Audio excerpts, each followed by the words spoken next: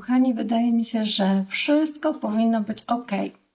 Chcę teraz Was zobaczyć, że włączacie się tutaj w nasz live. Był bardzo duży odzew z Waszej strony, kiedy zajawiłam temat. Chciałabym dzisiaj o uwalnianiu emocji.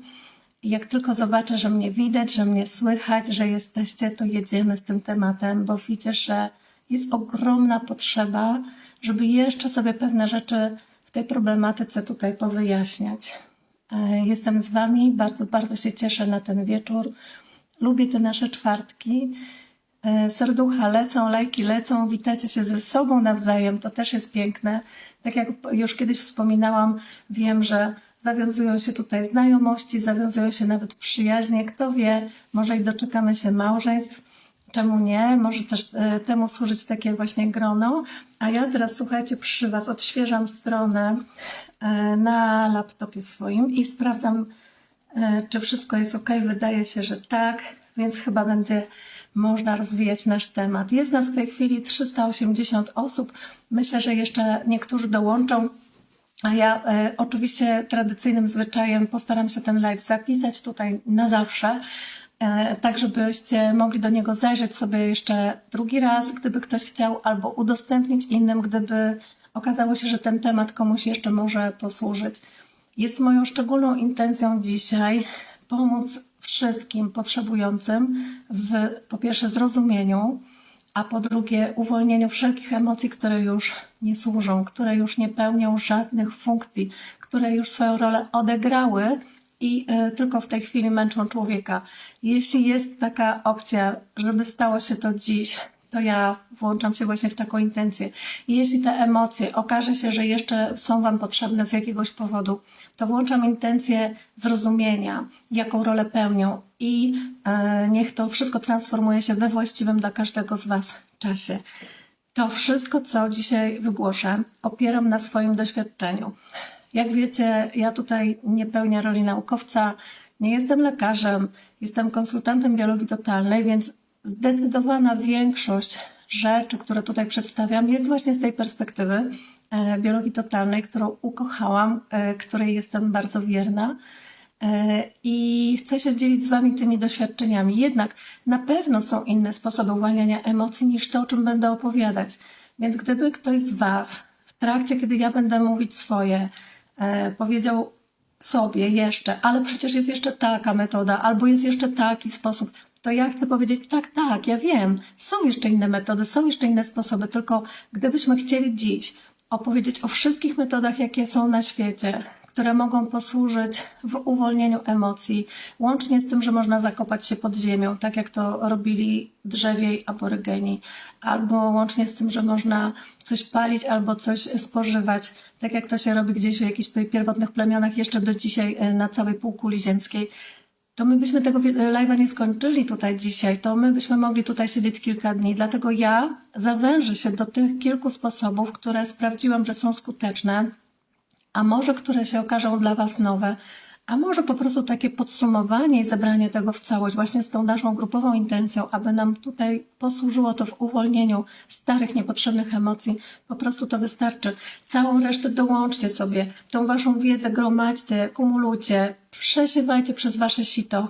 Cokolwiek z tego, co do Was przyjdzie, będzie Wam służyło, zostawcie. Jak nie, to zostawcie gdzieś na boku. To jest Wasz wybór, to jest Wasza decyzja. Ja się tutaj ze swoim światopoglądem, czy poglądem na ludzką zachorowalność, czy właśnie emocjonalność nie narzucam. Po prostu chcę się podzielić tym, jak ja to widzę i tym, co według mnie sprawdzone. I zacznę może od tego, że jako właśnie reprezentant biologii totalnej mówi się w biologii totalnej, że tak naprawdę do pełnego uzdrowienia, do takiej samoregeneracji wystarczy tylko i wyłącznie ten efekt aha, czyli moment uświadomienia sobie przyczyny własnej choroby, moment, kiedy zdajemy sobie sprawę, co było tą pierwotną praprzyczyną tego, że właśnie dzisiaj czuję się tak czy inaczej, czy to właśnie na poziomie ciała, czy to na poziomie emocji, czy to na poziomie behawioralnym, w swoim zachowaniu na co dzień, w jakichś różnych swoich przeżyciach czy odruchach, to ten efekt aha, to zdanie sobie sprawy powinno wystarczyć do pełnego uzdrowienia. Dlatego mówimy o uzdrawianiu przez świadomość. Dlatego mówimy, że nazywanie problemu, nazywanie konfliktu, tego źródła konfliktu to 70% zdrowienia. Tak głosi nasza metoda. Oczywiście nie bądźmy drobiazgowi, czy to jest 69% czy 73,5%, ale rozumiecie, jest to po prostu znaczący pierwiastek, który jest potrzebny do tego, żeby to uzdrowienie mogło nastąpić. To by wyjaśniało, dlaczego niektóre osoby robią bardzo dużo w kierunku swojego uzdrowienia, a nie zdrowieją i nie rozumieją dlaczego. Być może właśnie brakuje tego elementu uświadomienia sobie przyczyny własnej choroby. Dołożenie tego jednego elementu, to właśnie, to o to chodziło, jest właśnie tym triggerem, który przyspiesza zdrowienie albo w ogóle ułatwia czy umożliwia cały ten mechanizm powrotu do zdrowia. I teraz czasem dzieje się tak, że emocje, które nam towarzyszą przy tym efekcie uwalniają się samoistnie. I tak by było najlepiej, i tak jest najczęściej, i tak powinno być, i generalnie może nadużyję odrobinę, ale może nie w każdym przypadku. W świecie zwierząt właśnie tak jest. Zwierzęta nie dumają tak jak my, one nie poszukują, nie rozważają tak na poziomie intelektualnym jak my. Po prostu jest i idą dalej. Natomiast co w momencie, kiedy to nie wystarcza? Co w momencie, kiedy okaże się, że te emocje nie uwalniają się samoistnie, że one właśnie gdzieś pchają się do tego uwolnienia, ale tak jakby to uwalnianie trwało i właśnie spotykam się później z tymi pytaniami, no ale tak uwalniam i jak długo jeszcze? Ile czasu jeszcze będę to robić? Albo jak się dostać do tych starych emocji? To są wasze pytania. W zasadzie ja się nie spotykam chyba z żadnym innym pytaniem tak często jak pytanie o to, jak uwolnić wreszcie te emocje do końca. Niektórzy mówią, te cholerne emocje. Może już właśnie ta niecierpliwość, może już właśnie ta złość na to, że trwa się w jakimś stanie, wywołuje bezradność, że nie można z tym nic zrobić, tego przyspieszyć. Więc właśnie dlatego odnosimy się do tego dzisiaj jeszcze raz i ja głęboko wierzę, że to będzie ostatni raz, kiedy o tym mówimy, po to, żeby można było to już w przyszłości robić skutecznie. A więc gdyby zdarzyła się taka sytuacja, że samo uświadomienie nie wystarczy, że jeszcze gdzieś te emocje zostają, to bardzo, bardzo kluczowe dla nas będzie, i tu już słuchajcie, jedziemy z tematem, kto robi notatki, to naprawdę na grubo, bo to będzie po prostu do podkreślenia, chyba na czerwono, a na pewno wężykiem. Pierwsze, co jest do sprawdzenia, to czy bodziec, który wywołuje daną emocję, jest nadal aktywny, czy już nie. Dopóki nie odpowiesz sobie na to pytanie, to w zasadzie tak naprawdę praca z uwalnianiem jakiejkolwiek emocji nie ma sensu. Ma sens praca wtedy, kiedy bodziec przestał działać. Ma sens uwalnianie emocji wtedy, kiedy ta emocja przyszła do nas i spełniła już swoją funkcję, odegrała jakąś rolę.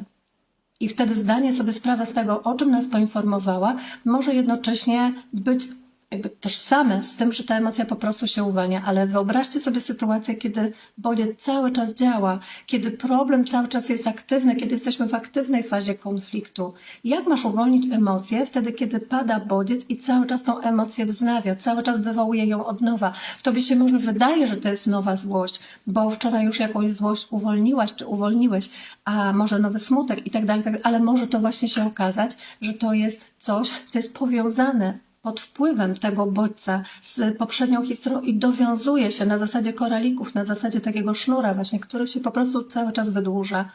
A więc jeszcze raz, musimy zrozumieć jedną rzecz i bardzo dokładnie tłumaczę to w swoim webinarze Koło Emocji, że emocja powstaje pod wpływem bodźców ze środowiska. To może być środowisko zewnętrzne i najczęściej tak jest, że my rozpoznajemy te emocje, które się w nas rodzą właśnie pod wpływem środowiska zewnętrznego, ale oczywiście nie można wykluczyć też tego, że te emocje powstają pod wpływem środowiska wewnętrznego, czyli jest jakichś bodźców, które płyną z wewnątrz, z nas. To może być autokrytyka, to może być jakiś ból fizyczny, to może być jakiś nasz wygląd, czy jakiś nasz odruch, jakieś nasze zachowanie, które jest niekontrolowane, coś na co nie mamy wpływu i to również będzie wywoływać w nas emocje. Chyba mamy właśnie taki pogląd na temat nas samych i właśnie to też potrafi wywoływać pewne emocje w nas. Jednak dużo częściej spotykamy się oczywiście z bodźcami, które płyną z zewnątrz, z tego środowiska, które nas otacza. Po pierwsze dlatego, że ludzi na zewnątrz jest więcej niż my jako jednostka. Po drugie dlatego, że to mogą być bodźce, które płyną nie tylko i wyłącznie ze strony jakiejś jednej pojedynczej osoby z zewnątrz, ale też i całej społeczności, czy całego systemu, w którym się obracamy. Ja już pomijam tutaj teraz wszystkie bodźce fizyczne czy chemiczne, czyli takie bodźce, które oddziałują na nas ze strony świata. Na przykład temperatura, na przykład wilgotność powietrza, czy naświetlenie. Mi teraz świeci lampa w oczy, to też jest bodziec, który cały czas na mnie oddziałuje. Albo ciśnienie, pogoda i tak dalej, i tak dalej. No, różne planety przesuwają nam się tutaj po suficie. Te wszystkie czynniki wpływają na nas i my jakby odpowiadamy na to. One na nas oddziałują, a my na to odpowiadamy. I teraz odpowiadamy na to naszą reakcją, ale zanim nastąpi nasza reakcja, to jeszcze powstaje emocja. Ta emocja będzie przetwarzana w naszym organizmie na związki chemiczne. Mało kto o tym wie, ale przecież są badania naukowe, które to dowodzą i myślę, że Was to nie dziwi, kiedy ja to tutaj przytaczam, że każda nasza emocja będzie tworzyć różnego rodzaju związki chemiczne. Jeśli to jest na przykład oksytocyna, która wytwarza się pod wpływem przytulania, całowania, miłych, czułych słów i tego, co jest dla nas takie bardzo pozytywne, co lubimy, chociażby wtedy, kiedy patrzymy na małe zwierzątka, na szczeniaczki czy kociaki, albo niemowlęta, które się rodzą, albo jakie wąchamy i pięknie pachną, to właśnie jest wtedy to, co jest pozytywne. To też są związki chemiczne, które się w nas wytwarzają. Oksytocyna może najbardziej nam znana, może serotonina, o której też słyszeliście, czyli tak zwane hormony szczęścia. One będą w naszym krwiobiegu krążyły, zasilając nas i tworząc pewien nastrój, wprowadzając nas w pewną atmosferę i dla nas to jest naturalne, że my właśnie te emocje odczuwamy, chcemy ich odczuwać, tych pozytywnych emocji jak najwięcej, ale dokładnie w identyczny sposób będzie reagował nasz organizm, będzie reagowało nasze ciało i będzie tworzyło różne związki chemiczne pod wpływem tych trudnych emocji.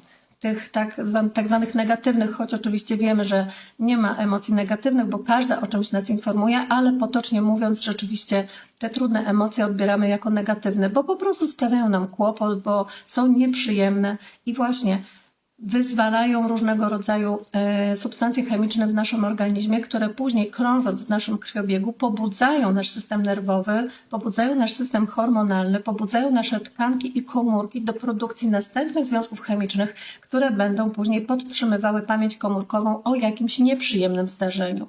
I teraz my o nieprzyjemnym zdarzeniu chcemy szybko zapomnieć, chcemy tego nie doświadczać.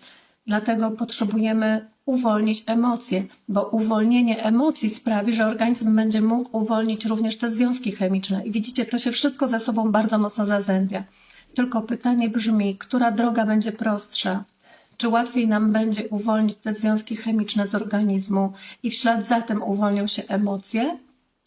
Czy odwrotnie, czy jak ja popracuję duchowo, czy jak ja popracuję w polu świadomości, w polu serca i uwolnię te emocje, to wtedy uwolnią się też te związki chemiczne. Obie drogi są skuteczne, obie drogi dzieją się na zmianę, na zasadzie suwaka w naszym organizmie i warto o tym pamiętać, dlatego że jeśli jedna z nich się przytka samoistnie, to my po prostu wdrażając naszą mądrość w życie, możemy włączyć tą drugą właśnie po to, żeby to się odetkało, właśnie po to, żeby wspomagać te procesy. Dlatego oczyszczanie organizmu, wszelki detoks, czy zobaczcie, tak jak kiedyś posty, które były naturalne, dlatego że były wpisane w ludzki kalendarz i były 40-dniowe posty albo piątkowe posty, czy na przykład okolicznościowe w związku z jakąś sytuacją. Te posty naprawdę służyły temu, żeby organizm miał czas na pozbycie się pewnych toksyn z naszego organizmu, na to, żeby pozbyć się tych substancji chemicznych, które szkodzą. Dziś my o tym już nie pamiętamy. My tego tak już nie pojmujemy, nie rozumiemy. A może kiedyś tego nie pojmowano i nie rozumiano, ale to po prostu robiono i w tym ludzie żyli i dzięki temu może byli zdrowsi. Tak czy inaczej, wykorzystajmy tą wiedzę, że ona już dzisiaj jest nam znana i łączmy to, co wiadomo dziś z tym, co jeszcze cały czas działa, popłynie właśnie z matki natury, a co nam jest przekazywane przez przodków czy przez stare kultury, które po prostu pielęgnują pewne zwyczaje, tradycje czy sposoby uzdrawiania. Ja jestem bardzo, bardzo za tym. I teraz jak rozumiemy te mechanizmy i rozumiemy, że żeby uwalniać emocje, to my po prostu potrzebujemy patrzeć na organizm holistycznie, to możemy posunąć się o ten jeden krok do przodu, czyli to, co podkreśliliśmy wężykiem, a mianowicie, jeżeli sytuacja cały czas jest aktywna, jeżeli nieprzyjemny bodziec cały czas działa, to powiedz, w jaki sposób ty chcesz te emocje uwolnić, jeśli one będą za chwilę znowu powstawać pod wpływem tego bodźca. To jest trochę tak, jak ja opowiadałam w swoich wywiadach. Pamiętacie, u Michała Plewniaka w którymś wywiadzie mówiłam o mrowisku. Nie pamiętam, czy to był drugi, czy trzeci wywiad. W każdym razie na pewno to namierzycie. Na YouTubie, na jego kanale Each One Teach One jest godzinna nasza rozmowa. I ja wtedy przytaczałam ten przykład. Stoisz w mrowisku i chcesz, żeby cię te mrówki nie gryzły. No nie da się, no musisz z tego mrowiska wyjść, otrzepać się z tych mrówek i dopiero wtedy możesz iść dalej. To właśnie dokładnie tak jest z tymi naszymi emocjami. Jeśli jest dziurawy dach i kapie woda, to możesz przychodzić z tą miską i podkładać cały czas i zbierać tą wodę, ale możesz też załatać dach i to będzie twój sposób na uwolnienie emocji. Więc właśnie, jeśli bodziec jest aktywny i cały czas działa, bo cały czas stoisz w mrowisku, bo cały czas dziura w dachu, to jak chcesz te emocje uwolnić do końca? Tego ludzie nie rozumieją. Ci tacy naprawdę gorliwi, ci oddani uwalnianiu na różne sposoby, w EFT, kodach Nelsona, w mikrokinezyterapii, w One Brain, w różnego rodzaju masażach, technikach uwalniania, Hawkinsa, cokolwiek bym tu nie wymieniła. Ileż ludzie robią, żeby te emocje uwalniać, tylko nie zwracają uwagi na jedną rzecz. Że jutro pójdą do pracy i znowu będą pracować w open space i znowu w tej korporacji kolega się zachowa tak samo jak poprzednio. Będzie głośno krzyczał na sali, będzie głośno rozmawiał przez telefon, ktoś chrząka, ktoś sobie gotuje jakieś jedzenie, które ci pachnie, a akurat nie lubisz tego zapachu i ono cię po prostu drażni. Albo masz szefa, który będzie codziennie powtarzał ten sam zwyczaj, który po prostu jest nieznośny. Albo będzie przekraczał twoje granice.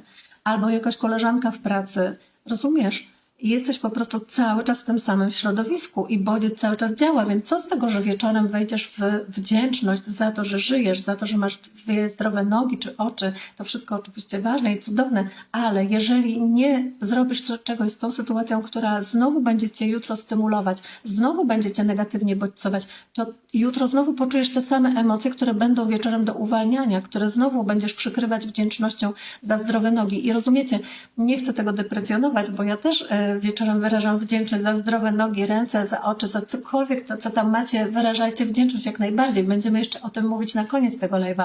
Jednak nie możemy zapomnieć o sytuacji, która jest aktywna i nas toczy od środka. Dopóki to nie jest załatwione, dopóki w rzeczywistości nie rozwiążemy problemu, uwalnianie emocji tej konkretnej, z tą sytuacją związanej w zasadzie nie ma sensu. Ma sens uwalnianie starych emocji. Ma sens uwalnianie emocji z sytuacji, które są zamknięte.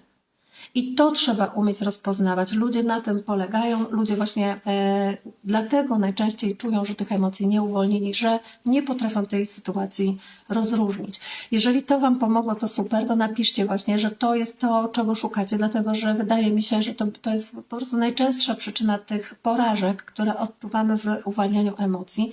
I teraz zobaczcie, dlaczego łatwiej nam będzie uwalniać te emocje i uwalniać niż rozwiązać sytuację w rzeczywistości?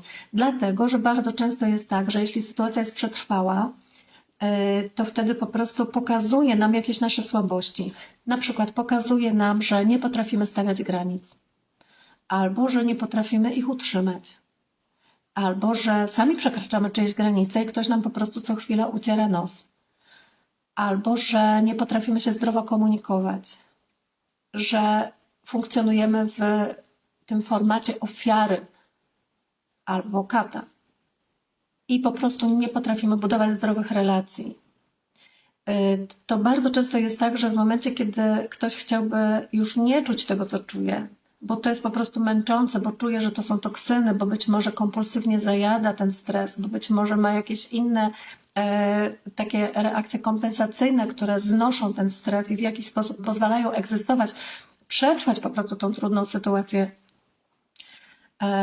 to wtedy właśnie kontaktujemy się z tym, czego nie potrafimy zrobić i zmienić w swoim życiu.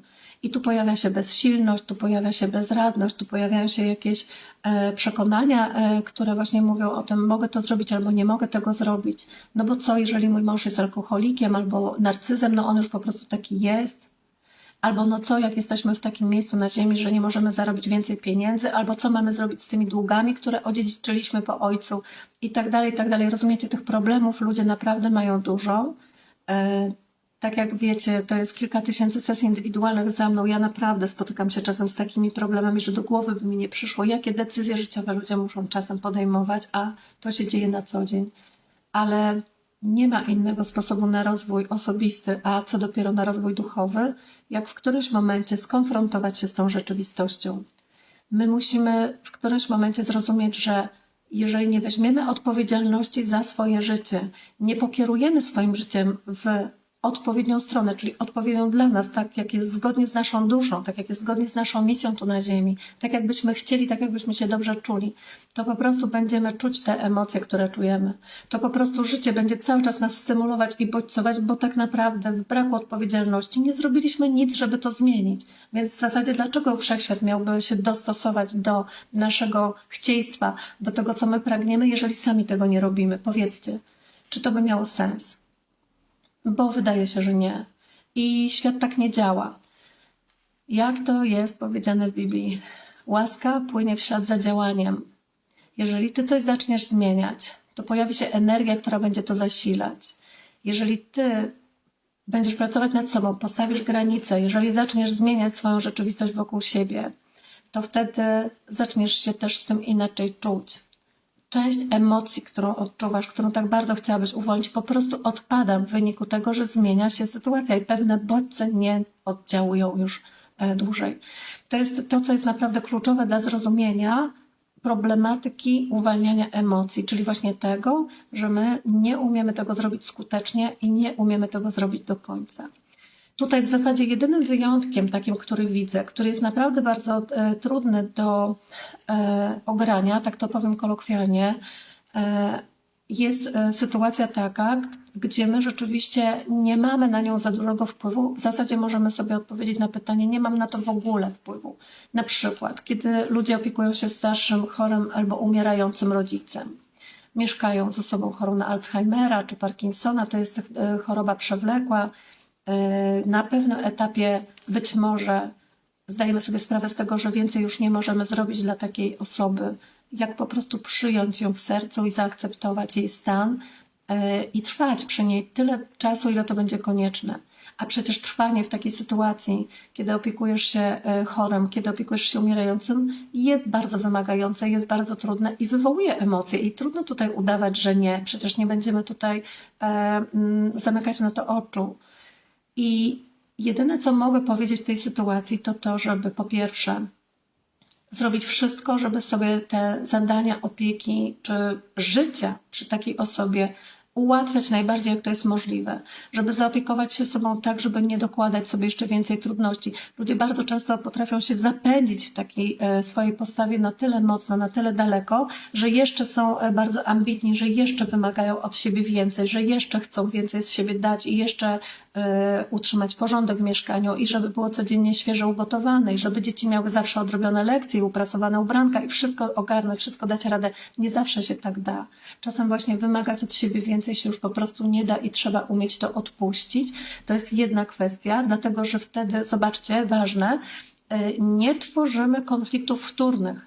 Czyli już sam jeden konflikt, w którym jesteśmy, ten jeden trudny bodziec, który cały czas działa i będzie działał i mamy świadomość, że szybko nie minie, jest już na tyle wystarczająco duży i tak dużo od nas wymaga, że dokładanie kolejnych konfliktów może sprawić, że zostanie przekroczona ta cienka granica jakiejś naszej odporności, zarówno psychicznej, emocjonalnej, jak i fizycznej. Na jakimś etapie po prostu może się okazać, że organizm więcej nie udźwignie. Więc zwracam na to szczególną uwagę i rzeczywiście jedna kwestia, nie dokładajmy sobie więcej. W sytuacji, kiedy już odpowiedziałeś sobie na pytanie, czy mogę coś zmienić? Nie mogę. Jeżeli nie możesz, to po prostu nie dokładaj więcej. Zrób tyle, ile musisz, tyle, ile dajesz radę, ale już nie wymagaj od siebie za dużo. I jednocześnie druga bardzo ważna rzecz w takiej sytuacji to jest kwestia niewymagania od siebie, znowu ważne, żeby nie czuć tego, co się czuje. A ludzie bardzo często w takiej sytuacji, kiedy są tacy wzniośli, kiedy właśnie stają na wysokości zadania, rozumieją, że właśnie tutaj teraz wszechświat przyszedł od nich poprosić o tą służbę dla, powiedzmy, schorowanego, tego umierającego rodzica. Tak, być może. Niech to będzie nasz przykład. Może ktoś sobie przeniesie ten przykład na swoją działkę w życiu, może to będzie kwestia zawodowa, może inna, prywatna. W każdym razie tym przykładem się posłużyłam. Tutaj myślę, że łatwo nam będzie wszystkim to zrozumieć. I teraz w momencie, kiedy jesteś w tej trudnej sytuacji, czujesz to, co czujesz. A mózg z tyłu tutaj od ciebie wymaga, taki jesteś uduchowiony, taka jesteś rozwinięta, tutaj już tyle lat warsztatów różnych i czujesz to, co czujesz, nie powinnaś tego czuć, nie powinnaś się złościć na takiego rodzica, nie powinnaś czuć smutku, że odchodzi, nie powinnaś to czy tamto. A ja chcę powiedzieć, nie możemy się krytykować za takie odczucia, bo to, co do nas przypływa, jest naturalne. Jedyne, co możemy tu zrobić, to starać się rozpoznać, co do nas przychodzi i świadomie przywitać tą emocję. Świadomie, jeszcze raz, bo uzdrawianie przez świadomość, przyjrzeć się tej emocji, która właśnie teraz do nas przychodzi i która nas o czymś informuje i uznać, że ta emocja przyszła po to, żeby pokazać nam, gdzie jesteśmy w tej sytuacji, w tym procesie, w tym swoim rozwoju osobistym czy duchowym, gdzie jesteś tak naprawdę. Wtedy możesz zadać sobie takie pytanie, czy ta emocja, którą czujesz dzisiaj, to jest nowa, świeża emocja pod wpływem jakiegoś nowego wydarzenia, bo może właśnie dziś okazuje się, że mama czy tata już nie przełyka. Wczoraj jeszcze przełykał, a dzisiaj już nie. I wtedy rodzi się właśnie to nowe uczucie, ten nowy stan psychoemocjonalny, właśnie w którym jesteś. To może być naprawdę natłok myśli, zestaw różnych emocji. Możesz nie umieć tego wszystkiego nazwać, ale wiesz, że to jest po prostu nowa fala, która do ciebie przychodzi. To jest właśnie coś, co odzywa się na nowo, ale możesz też zobaczyć, że wcale nie, to nie jest nowe. To jest coś, co ja czułam wczoraj, przedwczoraj i ileś lat czy miesięcy wcześniej. To chciałabym, żebyśmy umieli rozpoznawać. Inaczej się z tym pracuje, kiedy to jest coś świeżego i nowego. Inaczej, kiedy to jest przetrwałe. Wszystkie techniki uwalniania emocji mówią zawsze o emocjach przetrwałych. Mówią zawsze o tym, co jest stare, co nie wynika z dzisiejszej sytuacji, czyli jeszcze raz, co wynika z rzeczywistości, która już minęła. A my mamy update'ować się do nowej rzeczywistości. My mamy cały czas aktualizować to, w czym jesteśmy, czyli znowu przez świadomość przyglądać się temu, w czym jesteśmy i obserwować emocje, które do nas przychodzą, tak żebyśmy umieli rozpoznać, kiedy ona jest nowa, a kiedy właśnie to jest jeszcze jakaś reminiscencja tych starych naszych stanów. Więc jeszcze raz, w momencie, kiedy jest tak, że przy trudnej sytuacji, której zmienić nie możesz, czujesz to, co czujesz, to przynajmniej się za to nie krytykuj. To przynajmniej spróbuj spojrzeć na siebie z miłością, z dobrodusznością, z akceptacją i z jakąś neutralnością, co najmniej neutralnością na siebie i powiedzieć sobie, ok, dzisiaj mam tak, dziś było mi trudniej, dziś było mi niełatwo zaakceptować tą zmianę, dziś było mi i 3 kropki, ale właśnie bez osądzania siebie, bez jakiegoś negatywnego oceniania siebie. To jest naprawdę bardzo trudne dla organizmu, to jest bardzo trudne dla naszego układu nerwowego, żeby przyjmować kilka konfliktów jednocześnie, bo za te konflikty, jak wiecie, odpowiadają różne ośrodki w naszym mózgu.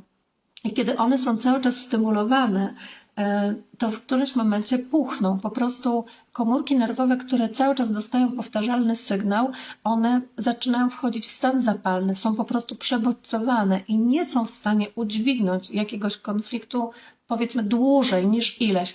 Każda z nich ma swój jakiś punkt krytyczny.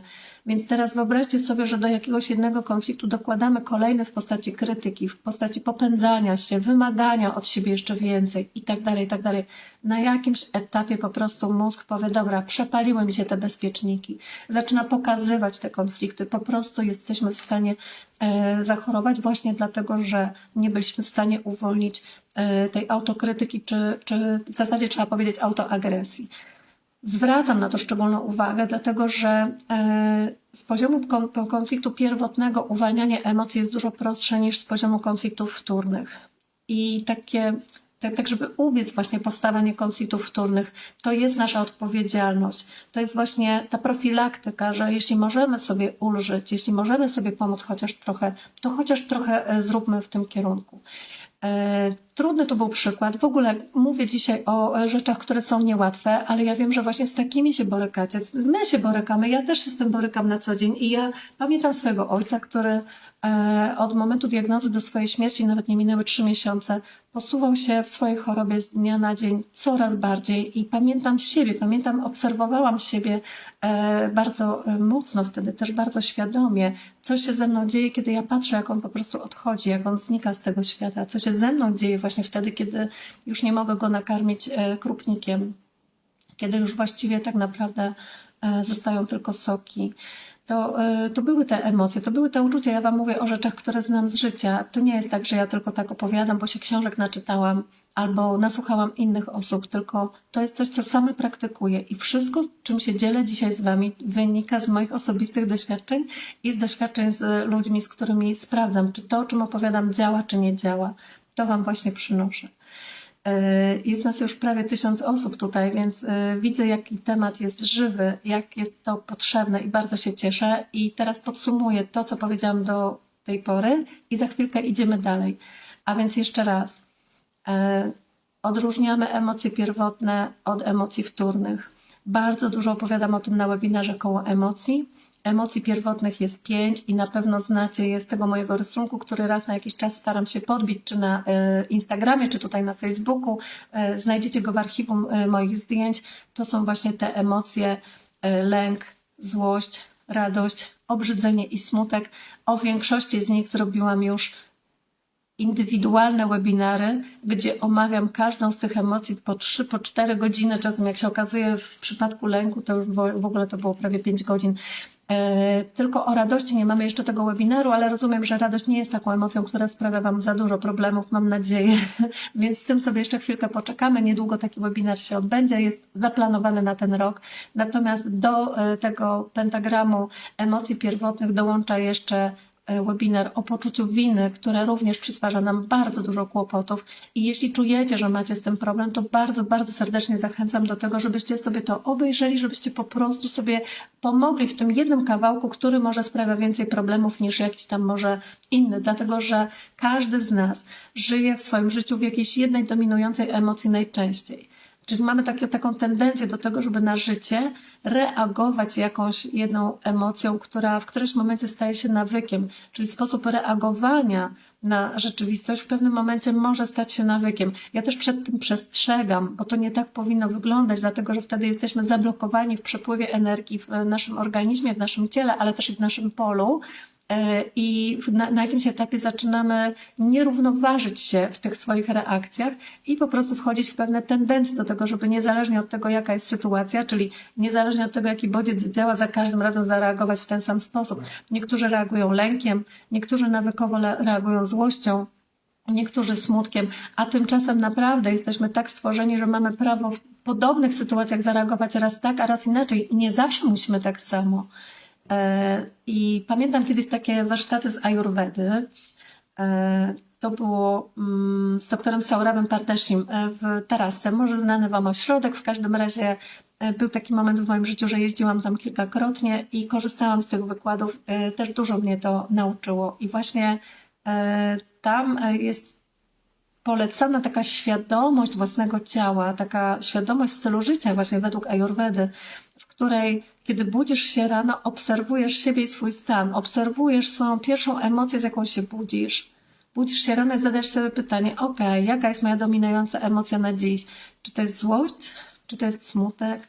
A może się czegoś boisz?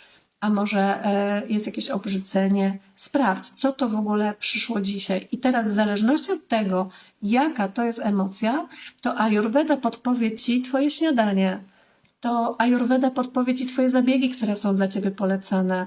To podpowie ci, czy lepiej wyjść na spacer, czy lepiej zostać w domu, czy lepiej się ogrzać, czy lepiej się wychłodzić, czy lepiej wziąć zimny prysznic, czy zrobić sobie masaż. Co zrobić właśnie, żeby zareagować na ten stan i żeby zrównoważyć się właśnie w tym, co do ciebie dzisiaj przyszło, to z czym się budzisz.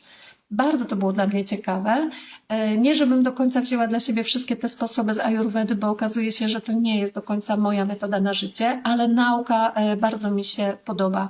Może właśnie ktoś z Was podchwyci, może właśnie ktoś z Was stosuje Ajurwedę i żyje według tych wskazówek na co dzień, to jak chcecie, to podzielcie się tym, napiszcie, czy to, co mówię, Wam się tutaj zgadza. Pamiętam też takie warsztaty z moim nauczycielem, mistrzem, z Gerardem Matiasem. On kiedyś mówił, że jak budzi się rano i czuje złość, to od razu idzie na targ, ma taki pobliski targ rybny albo warzywny właśnie, żeby się z kimś pokłócić, nie? Pokłóci, wrócić do domu i już jest spokój. To też jest fajne podejście, o tyle, że świadome. On mówi, przecież nie będę kłócił się z bliskimi, przecież nie będę w domu robił awantury, a tak to zawsze mogę wykłócić się o lepszą rybkę, przynieść do domu lepsze jedzenie na śniadanie czy na obiad. To jest właśnie świadomy sposób podchodzenia do samego siebie. To jest właśnie wzięcie odpowiedzialności za siebie i za swoje emocje. Też jednocześnie takie podejście do siebie pozwala na uwalnianie tych emocji właśnie choćby poprzez fakt, że nie konfliktuje nas wtórnie, że jedna emocja nie spowoduje, że za chwilę w ślad za nią popłynie następna. Czyli jeszcze raz, jesteśmy w świadomości tego, jaka emocja do nas przychodzi i w zadawaniu sobie pytania, czy ta emocja jest we mnie dziś pod wpływem sytuacji, która cały czas na mnie działa, to jest bodziec, który jest aktywny, czy to, co ja czuję dzisiaj, jest związane z jakąś starą historią i tak naprawdę nie ma już na mnie wpływu, nie powinno mieć wpływu, a emocja, którą czuję, to po prostu jakieś przetrwałe, przestarzałe wspomnienie. Jeśli okaże się, że ta emocja, którą czujesz, jest związana z sytuacją, która jest aktywna, to Twoją rolą jest zmienić rzeczywistość, czyli zmienić wszystko, abyś Ty na swoim terytorium czuł się bezpiecznie, czuł, że zarządzasz tak, jak potrzebujesz, że się realizujesz, że masz zaspokojone swoje potrzeby. Bronisz swojego terytorium albo po prostu zdobywasz ten kęs, który jest Ci potrzebny. Mówię cały czas językiem biologii. Jeżeli uda Ci się to zrobić, czyli dobrze pracujesz ze swoimi granicami, a pamiętacie, jest też webinar o zdrowych granicach i kto ma z tym problem, to ja już dzisiaj o tym naprawdę nie opowiadam kolejny raz. Dużo bardzo o tym mówię na swoich webinarach, dużo piszę na swoim blogu, w artykułach. Odsyłam Was tam, znowu 5 godzin treści. Jeśli ktoś jeszcze potrzebuje wiedzieć, jak to się robi, to zajrzyjcie sobie tam, poproszę.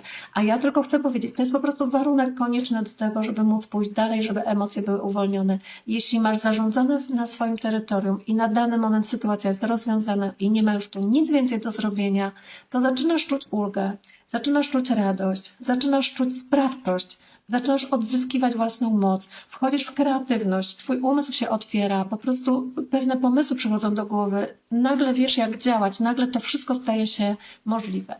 Dlatego należy to zrobić.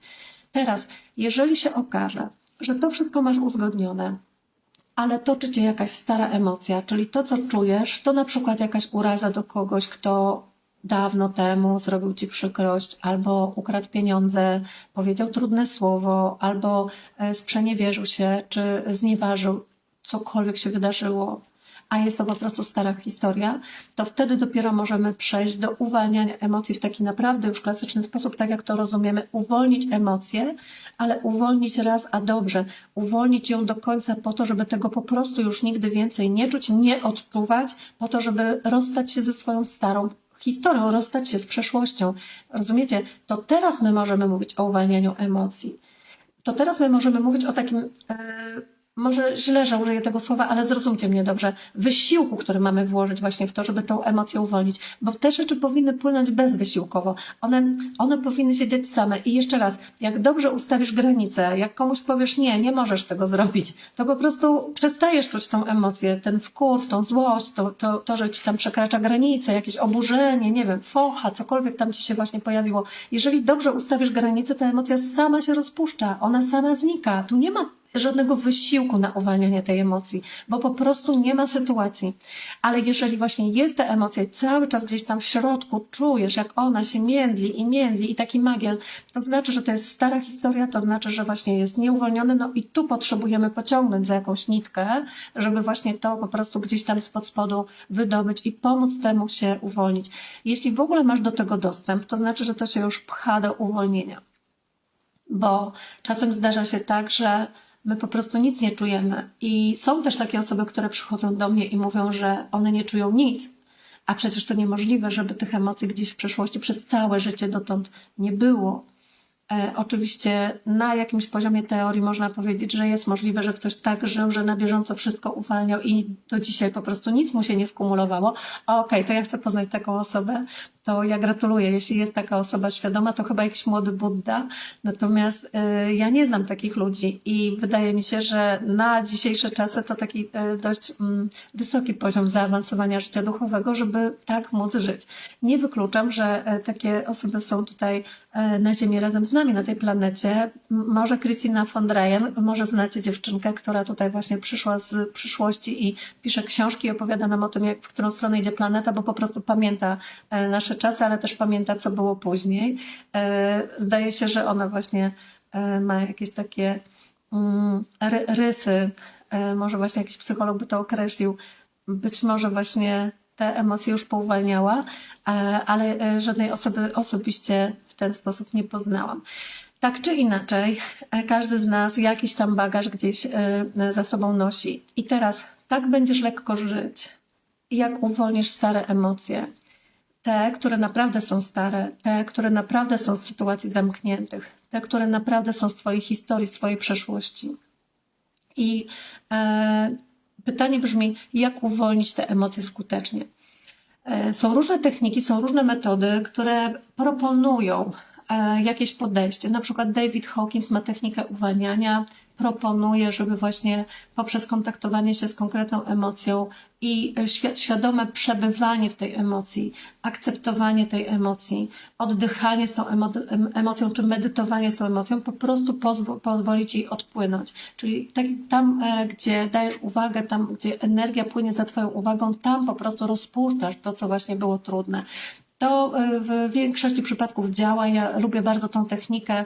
Książkę Technikę Uwalniania poleciłam już tysiące razy. Naprawdę to nawet nie są setki, bo kiedy prowadziłam Kuźnię Zdrowia i miałam tam swoją małą księgarnię, to był jeden z bestsellerów, to był hit, który sprzedawał się naprawdę dobrze i to polecam każdemu. Uważam, że to jest książka, która powinna być na każdym stoliku nocnym, w każdym domu, ponieważ nigdy nie czyta się jej od początku do końca, jak ktoś mówi, od deski do deski, tylko po prostu po kawałeczku od środka, od tego rozdziału, który właśnie w danej chwili jest dla nas problemem, czyli otwierasz książkę sobie na dumie albo na złości, na lęku czy apatii, na wstydzie czy poczuciu winy, czyli tam, gdzie właśnie dzisiaj odkrywasz, że masz problem i czytasz sobie fragment dla siebie, w zasadzie taka Biblia na temat pracy z emocjami i tą emocję uwalniasz. Techniką uwalniania, która jest zaproponowana właśnie w tej książce. Ale są też inne metody. Są też metody, które być może znacie, jak EFT, gdzie opukujemy ciało, gdzie pracujemy na przykład z kinezjologią i tutaj ja często bardzo powołuję się na te metody pracy z ciałem, z emocjami w ciele, bo jeżeli już pamiętamy, że w ciele mamy pamięć komórkową i te związki chemiczne, które podtrzymują pamięć emocjonalną, to rozumiemy właśnie, że praca z dotykiem tego ciała będzie stymulować nasz organizm, będzie pobudzać też poprzez meridiany, poprzez pracę z czakrami, wydalanie tych toksyn, wydalanie tych różnych substancji do organizmu, a w każdym razie ich cyrkulację, co zwiększa szanse i prawdopodobieństwo na wydalanie. Oczywiście oczyszczona wątroba, oczyszczone nerki, oczyszczone jelito grube, czy kolejne nasze organy, ale te w pierwszej kolejności będą miały wpływ na to, jak szybko te substancje poruszone z naszych tkanek będą mogły być uwalniane na zewnątrz. Jeżeli te nasze organy są przeciążone, to wtedy my możemy doprowadzić do tego, że te substancje, te toksyny uwolnione z tkanek przejdą do krwiobiegu, ale nie będą wyrzucone na zewnątrz, one będą z powrotem wchłonięte przez nasz organizm. No, emocje zostają poruszone bardzo mocno, ale nie uwolnione do końca, no to jest problem. Dlatego jeszcze raz podkreślam, jak ważne jest życie w czystości, jak ważny jest detoks, jak ważna jest dieta, jak ważny jest ten zdrowy styl życia, to żeby zwracać uwagę na to, że temu ciału naprawdę czasem po prostu trzeba pomóc w uwalnianiu tego, co nagromadziło. Okej. I teraz jak patrzymy sobie na te nasze stare emocje, na te techniki uwalniania, to na pewno znacie tą szeroką gamę technik pracy z kinezjologią. Mikrokinezyterapia, One Brain, i właśnie kinezjologia różnego rodzaju, bo tam jest też dotyk motyla, dotyk dla zdrowia. To są wszystko naprawdę świetne sposoby na to, żeby właśnie przywołać w pamięci, czasem też do świadomości, te emocje, które gdzieś tam zostały zgromadzone, skumulowane. No ale to oczywiście wymaga pomocy innego terapeuty, drugiego człowieka, który nas dotknie, który wie, w jakie miejsce dotknąć, jak mocno, z jaką częstotliwością itd., itd. A pytanie, a czy my możemy zrobić coś sami dla siebie? Możemy. Już dużo łatwiej będzie na przykład sięgnąć po terapię kwiatową doktora Bacha, bo tu możemy zadziałać sami i ja zrobię kiedyś takiego live'a, gdzie wam opowiem o terapii kwiatowej doktora Bacha i podzielę się całą wiedzą, jaką mam, bo pracuję z tą terapią z 15 lat i to już są tysiące mieszanek Bacha, które zrobiłam kiedyś dla ludzi, ale też i dla siebie i w moim domu to jest po prostu obecne na co dzień. Teraz słuchajcie, przy okazji wizyty w Londynie, tej konferencji, która odbywa się już w lutym, już bardzo niedługo, na którą serdecznie zapraszam. Jeśli jeszcze ktoś z Was nie ma biletu i się waha, to przychodźcie. Ja zapraszam, zachęcam bardzo, bardzo gorąco. Będzie się dużo działo. I przy okazji mojego pobytu w Londynie, tam właśnie w Anglii, moim marzeniem jest odwiedzić Centrum Terapii Kwiatowej doktora Bacha, tam właśnie, w którym pracował. Mam ogromny szacunek do tego człowieka, oczywiście już nie żyje, też wcześniej zmarł. Opowiem kiedyś wam o jego historii, opowiem wam o jego drodze do tego, jak dochodził do tej metody terapii kwiatowej. Tak czy inaczej dzisiaj my mamy możliwość korzystania z tego dobrodziejstwa, jakie tutaj zostawił i tych 36 esencji, jakie my mamy, z których możemy sobie skorzystać, plus jakieś 2 dodatkowe. To jest właśnie to, co my możemy wchłonąć i one po prostu transformują nasze stany psychoemocjonalne. Trochę ta terapia kwiatowa działa tak jak... sprawia, że emocje rozpuszczają się tak jak śnieg na wiosnę. Po prostu on sobie był i nagle go nie ma. Tak patrzymy, że jest ich coraz mniej, coraz mniej, coraz mniej. To właśnie w ten sposób działają te esencje kwiatowe. Tak jak mówię, odsyłam Was do literatury, odsyłam Was do internetu, odsyłam Was tutaj do Centrum Terapii Bacha w Polsce, które może znacie. I kiedyś jeszcze do tego wrócę i opowiem więcej. To jest to, co możemy zrobić sami dla siebie, jak najbardziej, żeby siebie wesprzeć. Dlaczego? Dlatego, że czasem właśnie te stany przetrwałe, czyli na przykład stany różne z naszego dzieciństwa, z okresu wczesnego dzieciństwa, czy porodu, czy z okresu prenatalnego, to jest coś, do czego dotrzeć umysłem świadomym jest nam naprawdę trudno. Ale może się właśnie okazać, że została jakaś taka emocja przetrwała, na przykład poczucie odrzucenia albo poczucie wstydu, czy inne podobne uczucia, które być może biją w poczucie własnej wartości później gdzieś w naszym życiu, że to są właśnie takie stany, którego początku i przyczyny pierwotnej nie możemy złapać, a właśnie rozpuszczenie tych emocji pozwoli nam żyć w lepszej jakości. I jeżeli możesz to właśnie dla siebie zrobić, to zrób. Może homeopatia będzie właśnie takim sposobem. To są właśnie wszystko te rzeczy takie z zewnątrz, które możemy sobie tutaj dołożyć do naszego życia właśnie po to, żeby sobie ułatwić pracę z emocjami. Ale ja bym chciała dzisiaj pokazać wam jeszcze kilka swoich technik, to czego uczę i to, co w zasadzie już kiedyś mówiłam, co wam pokazywałam, co jest na blogu, na mojej stronie internetowej i zapraszam was do swoich artykułów. Tam jest wiele artykułów o emocjach, o uwalnianiu jeszcze raz i konkretne techniki, które ja wam pokazuję.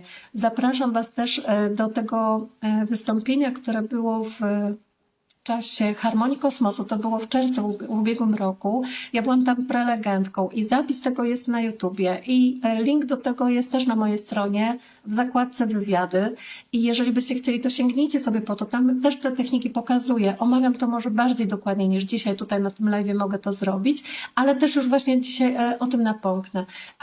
A więc w podsumowaniu właśnie te moje metody, które zawsze działają, które są zawsze sprawdzone i weźcie sobie dzisiaj, którą chcecie.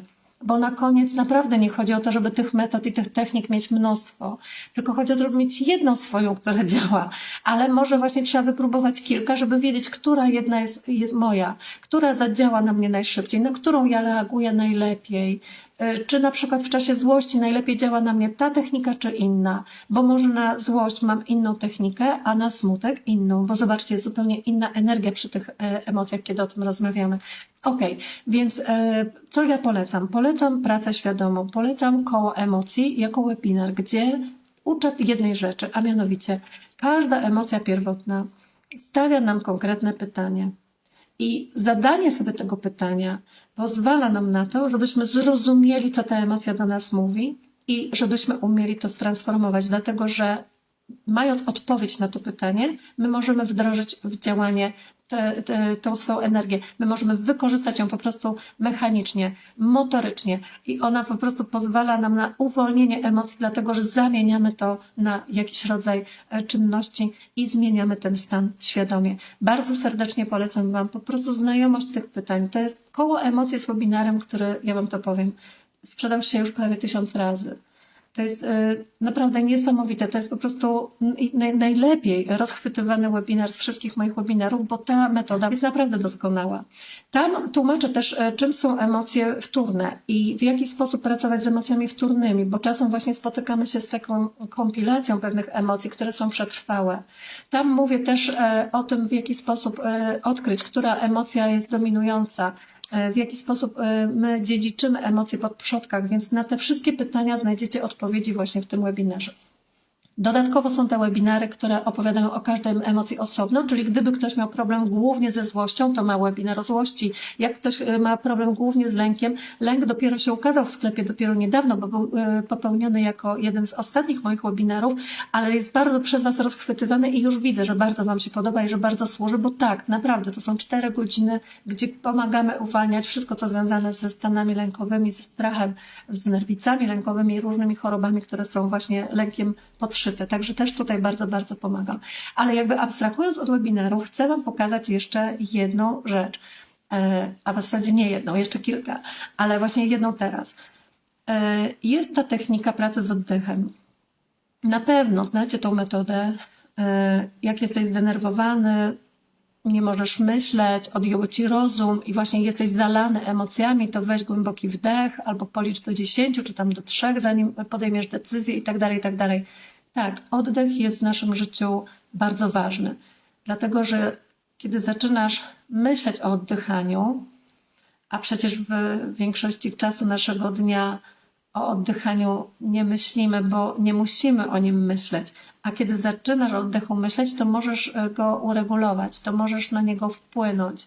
Możesz wpłynąć na głębokość tego oddechu, na tempo swojego oddechu. To ma ogromne, ogromne znaczenie. Ale okazuje się, że możesz ten oddech wykorzystać jeszcze bardziej niż tylko do tego, żeby natlenić swój organizm, żeby odtruć go z tych toksyn, które wydalamy z wydechem. Okazuje się, że możesz wykorzystać ten oddech jako nośnik do tego, żeby uwalniać swoje emocje w sposób świadomy, w sposób zadany. Najczęściej, kiedy zaczynamy jakąś medytację, ktoś robi medytację prowadzoną, to mówię, weź teraz głęboki wdech. Znacie to? Tak? Usiądź teraz wygodnie, weź głęboki wdech. Może ktoś teraz robi to właśnie ze mną. I cudnie, i super, i fajnie, ale ja chcę powiedzieć, ok, ale gdzie zrobisz ten głęboki wdech, jak tam w środku wkurw, jak tam w środku te toksyny, jak tam w środku ten żal albo gorycz, jakiś gniew może, czy straszny smutek. Właśnie ja chcę odwrócić to. To jest coś, co odkryłam kiedyś właśnie w pracy z ludźmi. Zacząć najpierw od świadomego wydychania wszystkiego z siebie, co nam już niepotrzebne.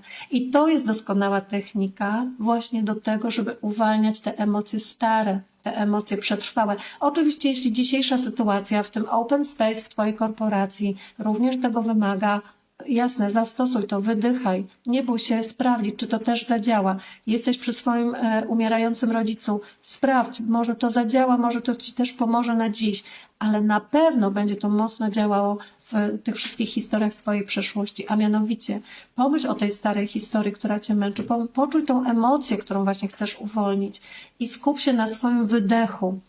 Wdech przyjdzie automatycznie, wdech przyjdzie samoistnie. On się po prostu pojawi w odruchu, dlatego że organizm będzie chciał zaczerpnąć powietrza, kiedy już w płucach go nie będzie. Ale ty koncentrujesz się na wydechu, koncentrujesz się na tym, żeby właśnie teraz z wydechem wyrzucać z siebie wszystko, co ci już niepotrzebne i dajesz temu intencję. Dajesz temu intencję i możesz sobie nawet wyobrażać po prostu te atomy powietrza, które właśnie teraz wychodzą z twoim wydechem, czy przez usta, czy przez nos. Możesz sobie wyobrażać to światło jako ciemne, może zabrudzone, może taki obraz do ciebie przyjdzie, może to będą kolory, może to będą całe obrazy, a może nic, dlatego że ludzie mają różnie. Niektórzy widzą, niektórzy nie widzą i to też jest okej, to też jest w porządku. W każdym razie ty przez ileś czasu, nie wiem, czy to będzie 10 wydechów, czy to będzie 10 minut oddychania, czy to ile będzie, tyle będzie, bo w różnych sytuacjach może być różnie, ale ty koncentrujesz się na tym wydechu i dajesz intencję. Z każdym wydechem wydycham teraz tą złość, wydycham teraz tą urazę, wydycham ten żal, wydycham to poczucie winy, albo właśnie to, co masz do siebie, wydycham tą autokrytykę, wydycham tą autoagresję, wydycham tą myśl, to wszystko, co do mnie przyszło i tego już nie akceptuję. Z każdą sekundą wydycham właśnie teraz to. I ta koncentracja właśnie na głębokim wydechu, żeby się naprawdę oczyścić właśnie z powietrzem, właśnie z tych toksyn, które teraz możesz oddać na zewnątrz, których możesz się już pozbyć. To zobaczcie, jest takie piękne, metaforyczne, kiedy przychodzi noworodek na świat i bierze właśnie pierwszy wdech. To się rodzi nowe życie. To jest po prostu tak, jakby on nie miał jeszcze co wydychać, bo jeszcze tu nie żył, jeszcze nie nazbierał, nie nakumulował sobie tutaj za dużo właśnie. I on ma miejsce na ten tlen, on ma miejsce na ten pierwszy wdech. Potem, kiedy odchodzimy z tej planety, wydajemy ostatnie tchnienie. Oddajemy wszystko tej ziemi, tej planecie, tak żebyśmy czyści mogli odejść z powrotem tam, skąd przyszliśmy. Albo może w jakieś inne, jeszcze piękniejsze, świetliste miejsce. W każdym razie to jest jakiś cykl życia, taka sama ilość wdechów i wydechów w ciągu naszego jednego życia. I teraz ty właśnie, kiedy zrobisz ten wydech z intencją, że wyzbywasz się swoich emocji, tych trudnych, tych, których chcesz się pozbyć, robisz miejsce na ten wdech, a z wdechem możesz zaprosić to, co potrzebujesz do swojego życia. Czyli z wdechem teraz dajesz intencję, wdycham miłość, wdycham światło, wdycham harmonię, wdycham spokój, wdycham radość, wdycham wdzięczność, wdycham wszystko to, co potrzebuję na wymianę, na podmiankę. Jeśli jeszcze czujesz, że tam w środku jeszcze trzyma tutaj jakiś wkur, dobra, jeszcze dajesz intencję, a wydycham cały czas to, co jeszcze gdzieś jest dłużej niż myślałam, ale to też jest okej. Akceptuję, że tyle to trwa, nie poganiam się, że to ma szybciej trwać, krócej trwać, mniej. To, co zużyte, wydycham. A zapraszam tutaj do swojego życia to, co teraz jest mi potrzebne najbardziej. To jest naprawdę doskonała technika, dlatego że po kilku chwilach takiej świadomej pracy nad sobą, właśnie z tym oddechem, my naprawdę jesteśmy zupełnie gdzie indziej i możemy dać taką intencję, że nawet jeśli teraz idę w działanie, które wymaga ode mnie skupienia, bo piszę artykuł do gazety, bo właśnie teraz będę miał jakiegoś kola tutaj w pracy, w zespole, albo muszę iść do dziecka, odrabiać z nim lekcje i skupić się na tym, co u niego słychać, to wszystko jest okej, bo ja daję intencję, że z każdym moim oddechem dzieje się cały czas ten proces, który zapoczątkowałam świadomie.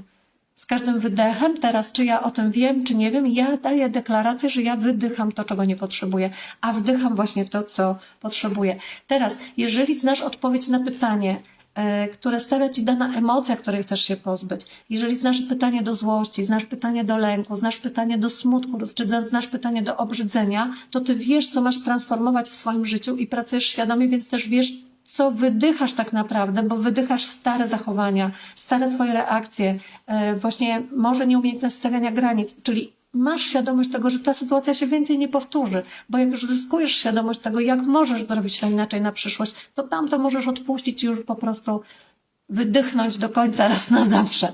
Uwielbiam język polski, nie wiem czy wy też, czasem brakuje mi słów, ale jednak można je sobie samemu wymyśleć i wiadomo o co chodzi.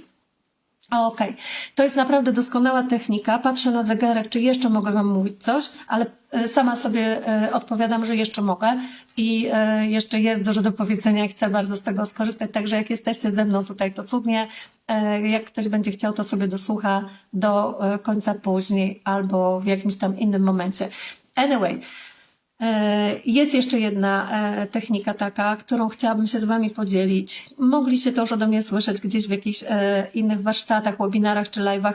Powiem Wam, że ta moja aktywność jest coraz większa, jeśli chodzi o takie spotkania z Wami na żywo i ja już trochę zaczynam nie pamiętać, gdzie mówiłam o czym, ale Wy sobie to odnajdziecie, bo wiem, że chodzicie za mną krok w krok i śledzicie te moje strony i bardzo się z tego cieszę i cudnie i Wam za to też bardzo, bardzo dziękuję, a zwłaszcza za taką aktywność Waszą, jak zostawiacie komentarze, jak zachęcacie innych do pracy własnej i dzielicie się swoimi doświadczeniami, to też Wam bardzo dziękuję, bo czasem jest tak, że ja potrafię po miesiącu czy po kilku miesiącach zajrzeć na jakiś kanał YouTube'a i zobaczyć, że ojej, to moi ludzie tam pisali, poznaję Wasze nazwiska, poznaję je z Instagrama, poznaję z Facebooka, wiem, że to Wy i zawsze mi się robi bardzo miło, tylko nie zawsze mogę od razu na to odpisywać. Anyway, widzę to, śledzę i cieszę się. Jak się dla kogoś powtórzę, to przepraszam, ale może są osoby, które usłyszą tutaj ode mnie pewne rzeczy po raz pierwszy, więc je po prostu powiem drugi raz. I tylko łyk wody, bo godzinka minęła, a ja nawet się nie zdążyłam napić, a co dopiero jeszcze pomyśleć, że miałabym się napić. Okej. Więc jest jeszcze taka metoda, którą naprawdę lubię, która pomaga pracować przez zrozumienie. Czyli okazuje się, że czasem właśnie, żeby uwolnić pewne emocje, to my potrzebujemy zrozumienia. Zrozumienia potrzebujemy do akceptacji. I często jest tak, i o tym mówi nasz przewód pokarmowy, i zrobimy sobie webinar o przewodzie pokarmowym w tym roku, i to jest plan do lata. Będzie osobny webinar na temat żołądka i dwunastnicy i osobny termin i przełyku, o taki będzie, i będzie osobny webinar na temat jelita cienkiego. I generalnie zakładam, że układ pokarmowy sobie tak bardzo ładnie, dobrze potraktujemy tutaj, żeby już z pomocą tego, co było o wątrobie, o trzustce, o jelicie grubym, już naprawdę tutaj w kontekście przewodu pokarmowego wiedzieć naprawdę wszystko. To tak na marginesie Wam mówię. W każdym razie jest ta wiedza opisana w jednym z moich artykułów na blogu, która mówi o tym, że jak trafia do nas kęs i spotyka się z naszymi ustami, potem z naszym przełykiem, potem z naszym żołądkiem, przechodzi gdzieś dalej przez jelito cienkie aż do jelita grubego, to jest właśnie ta droga uczenia się, w której jesteśmy, to jednocześnie nie można tej drogi zaburzyć, nie można jej odwrócić, nie możemy tego po prostu zmienić, bo tak jesteśmy ukształtowani, tak jesteśmy uformowani przez Matkę Naturę, to mamy pokazane właśnie, że droga do akceptacji, czyli droga do asymilacji, do tego, co jest na etapie zintegrowania i co już przyjmujemy jako swoje na poziomie jelita cienkiego, wiedzie przez żołądek, gdzie musi nastąpić analiza, gdzie musi nastąpić rozbiór na czynniki pierwsze, gdzie najpierw właśnie potrzebujemy zrozumienia sytuacji, żebyśmy dopiero mogli ją zaakceptować. Tak jesteśmy skonstruowani biologicznie i oczywiście jeśli ktoś na wyższym poziomie duchowym potrafi to robić jednocześnie, to super, dlatego że tak jakby przekroczył poziom biologii, przepraszam, tak jakby właśnie przeskoczył na poziom wyżej, gdzie właśnie już bardziej holistycznie podchodzi do siebie samego, może bardziej działa z poziomu energetycznego czy informacyjnego, to już jakby nie wnikam, to super fajnie, natomiast droga biologii jest właśnie taka, że często trudno nam zaakceptować coś, czego nie rozumiemy i wtedy właśnie ten umysł tutaj potrzebuje zrozumienia. I wyobraźcie sobie, że jesteśmy w takiej sytuacji, gdzie jest jakaś emocja, której nie rozumiemy. Ona do nas przychodzi, na przykład upór, jakiś taki właśnie trudny kawałek związany ze złością, może z zazdrością, z zawiścią może, czy chęcią odwetu, czyli weźmy sobie jakiś taki kawałek, który jest dynamiczny, który jest właśnie taki mocno energetyczny, rzeczywiście jest przy tym duża energia i to jest taka energia złości, może jakieś właśnie dumy jeszcze, która się do tego dowiązuje i tak pcha nas do przodu, a my wiemy, że w niewłaściwą drogę. I coś chcemy osiągnąć, ale w zasadzie nie wiemy dlaczego właśnie to, bo ta druga nasza część, ten drugi nasz kawałek, ten duchowy, ten taki spokojny, ten łagodny mówi, przecież nie chcę się tak zachowywać, nawet nie chcę tego chcieć. I co właśnie wtedy z tym zrobić? Więc kiedy masz taki stan, gdzie na czymś ci zależy i chcesz coś osiągnąć i w tym pojawiają się emocje, które są trudne i tu potrzebujesz zrozumienia, bo dopiero wtedy będzie mogła nastąpić akceptacja, to podpowiem Ci taką metodę, która jest moja, ukochana moja metoda, gdzie zadajesz sobie pod rząd 5 razy pytanie, bo co? Bo wtedy co? I to jest coś, co gwarantuję Wam, że działa. działa dla zrozumienia samego siebie, działa dla zrozumienia swoich motywatorów, które nas pchają do działania. Polega to właśnie na tym, że w momencie, kiedy o coś ci chodzi, czegoś bardzo, bardzo chcesz, zadajesz sobie pytanie, bo wtedy co? Czyli na przykład, tutaj nie przygotowałam żadnego przykładu, wymyślę to teraz na bieżąco.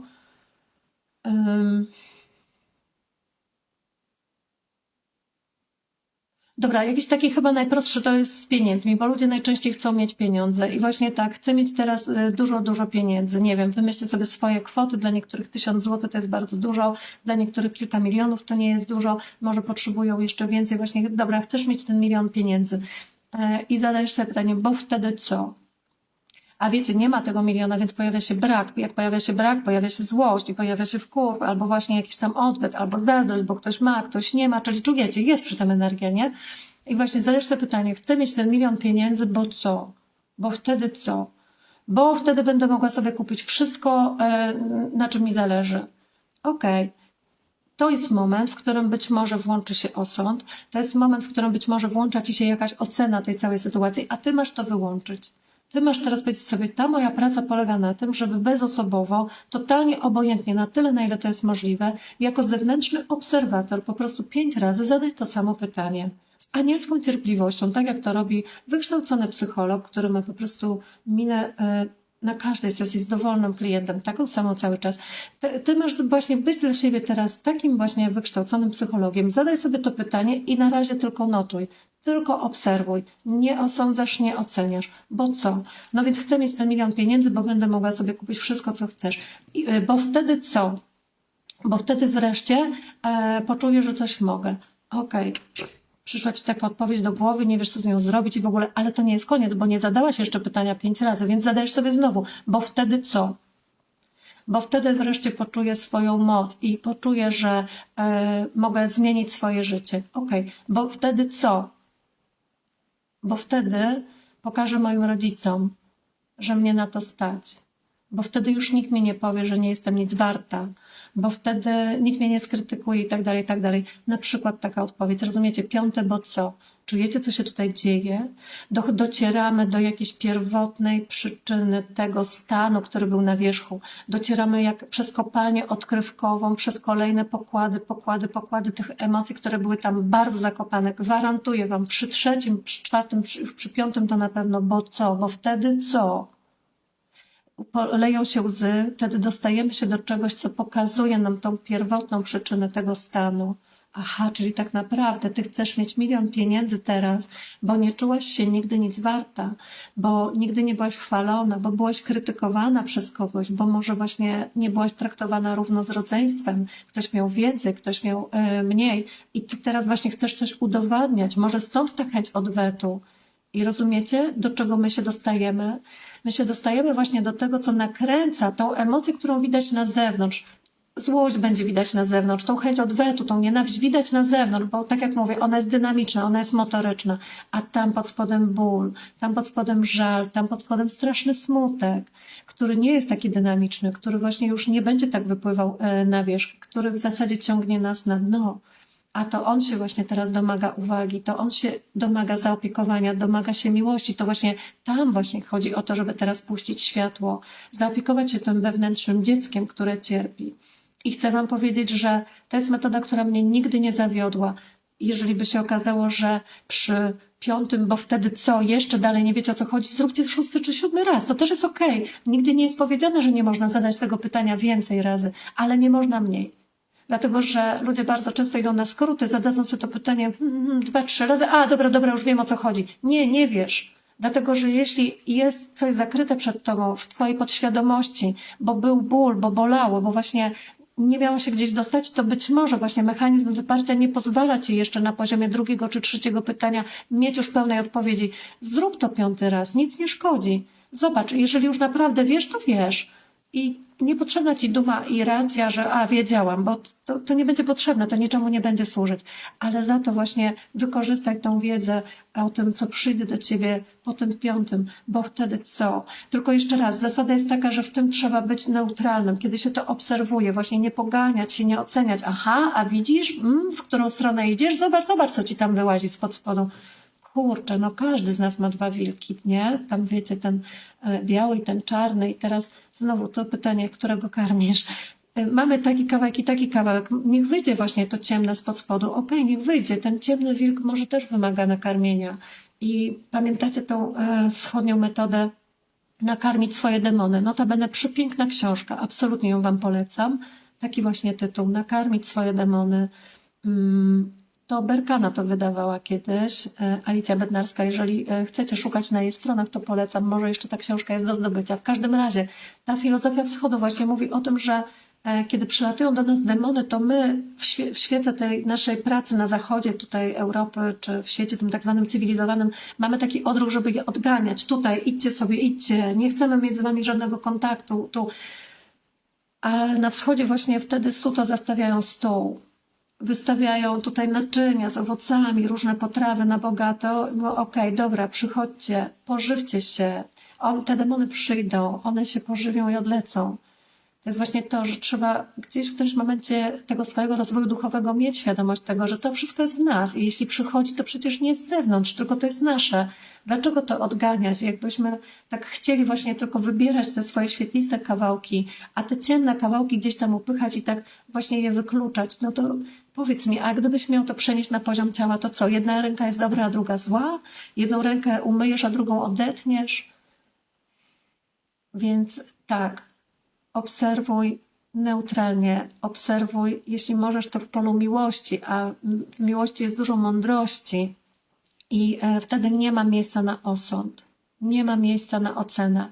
Jest po prostu taka umiejętność stawania w prawdzie i w faktach. Po prostu widzisz, jakie są fakty w danej chwili i jesteś w takiej emocji, bo po prostu przyszło do ciebie coś ze środka. Może było jeszcze czarne i obślizgłe, może to jest jakiś twój stary kawałek gdzieś jeszcze z liceum albo ze wczesnego dzieciństwa i właśnie się teraz domaga uwagi. Okej, puść to, wypuść to.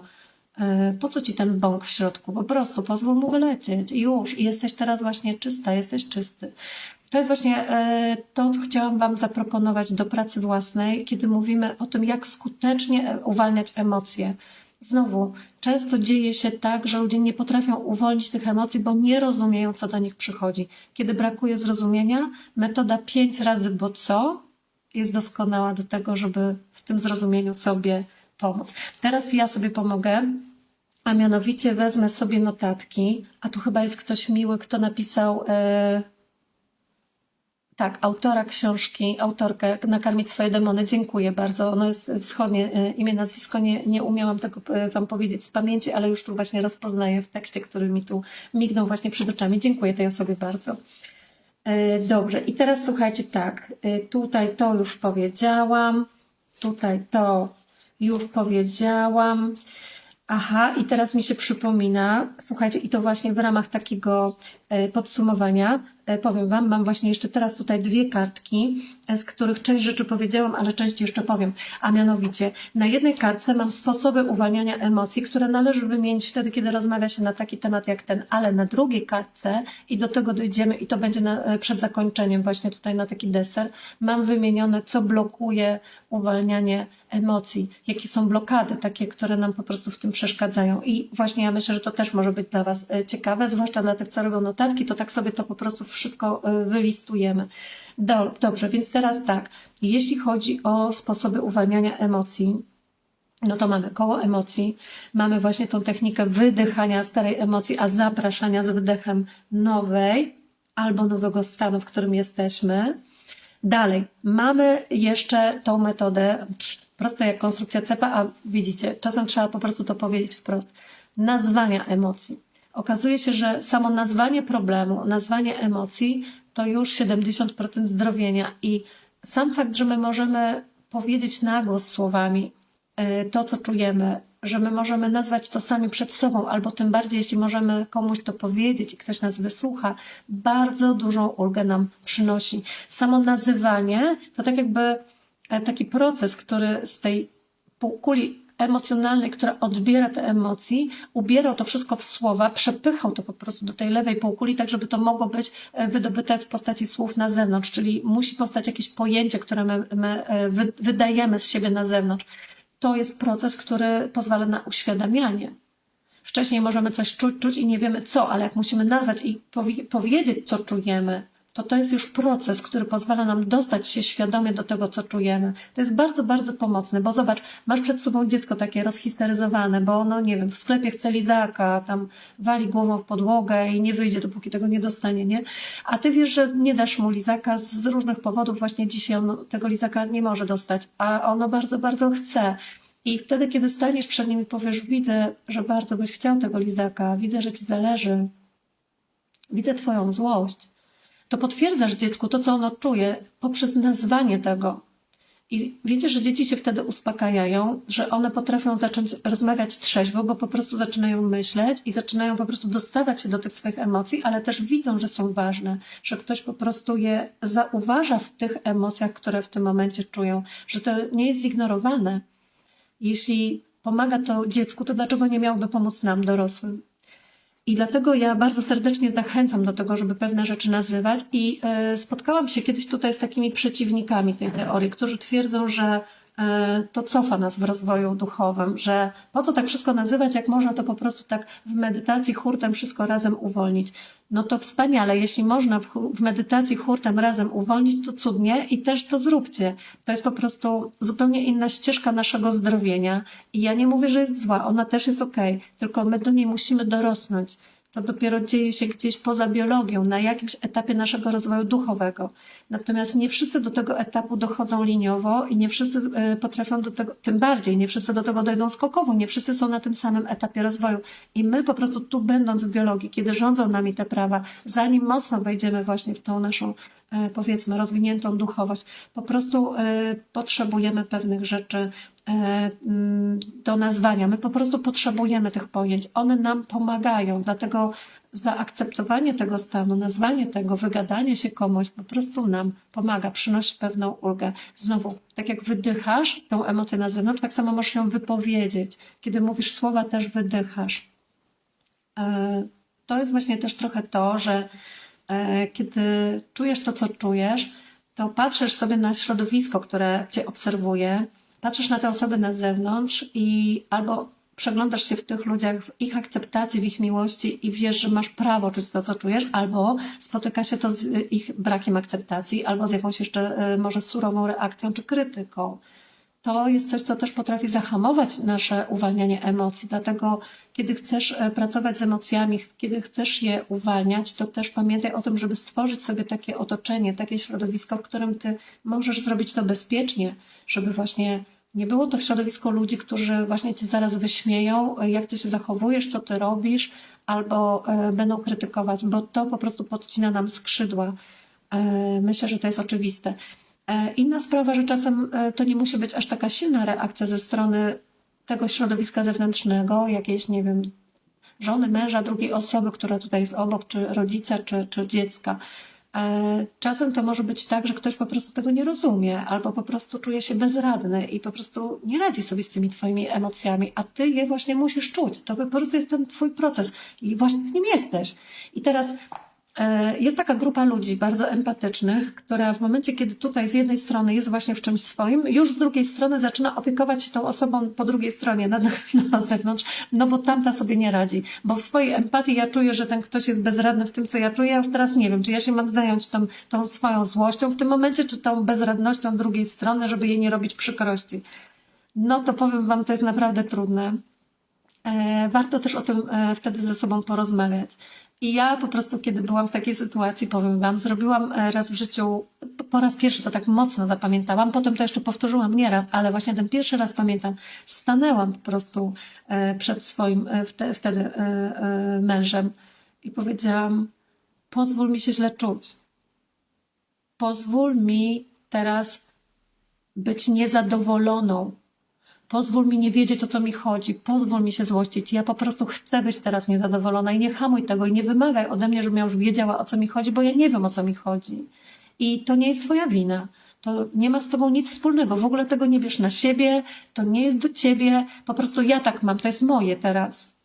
I daj mi teraz tą przestrzeń, że ja mogę sobie to transformować, ja mogę z tym coś zrobić, okej? I jak ja sobie z tym poradzę, ja do ciebie przyjdę, ja ci powiem, o co mi chodzi, coś się z tego wykluje, ale po prostu nie mogę teraz myśleć o tobie, że ty się z tym źle czujesz, bo ja nie wiem, co ja mam ze sobą zrobić.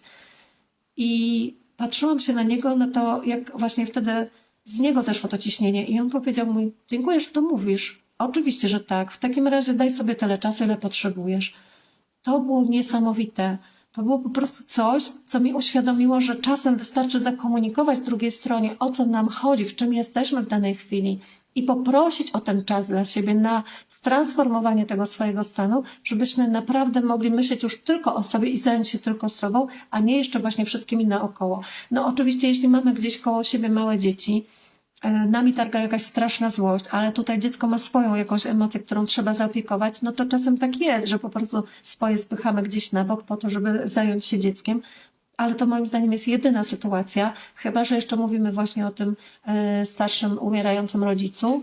Weźmy ten przykład z początku naszego live'a dzisiaj, to wtedy tak, to są jedyne sytuacje takie, które mogą wymagać jakiejś reakcji tutaj bardziej w danej chwili. No nie wiem, może jeszcze jak prowadzisz samochód, musisz zareagować w danej chwili, nie masz czasu właśnie teraz dostać się do swojej złości, a jeśli właśnie tak jest, że musisz się tym zająć, to zatrzymaj ten samochód na poboczu i po prostu pooddychaj sobie kilka minut tak, żeby właśnie móc zaopiekować się tym wewnętrznym dzieckiem, czy tym, co teraz potrzebuje tej uwagi, ale jednocześnie być bezpiecznym kierowcą na drodze dla innych użytkowników drogi i tak dalej.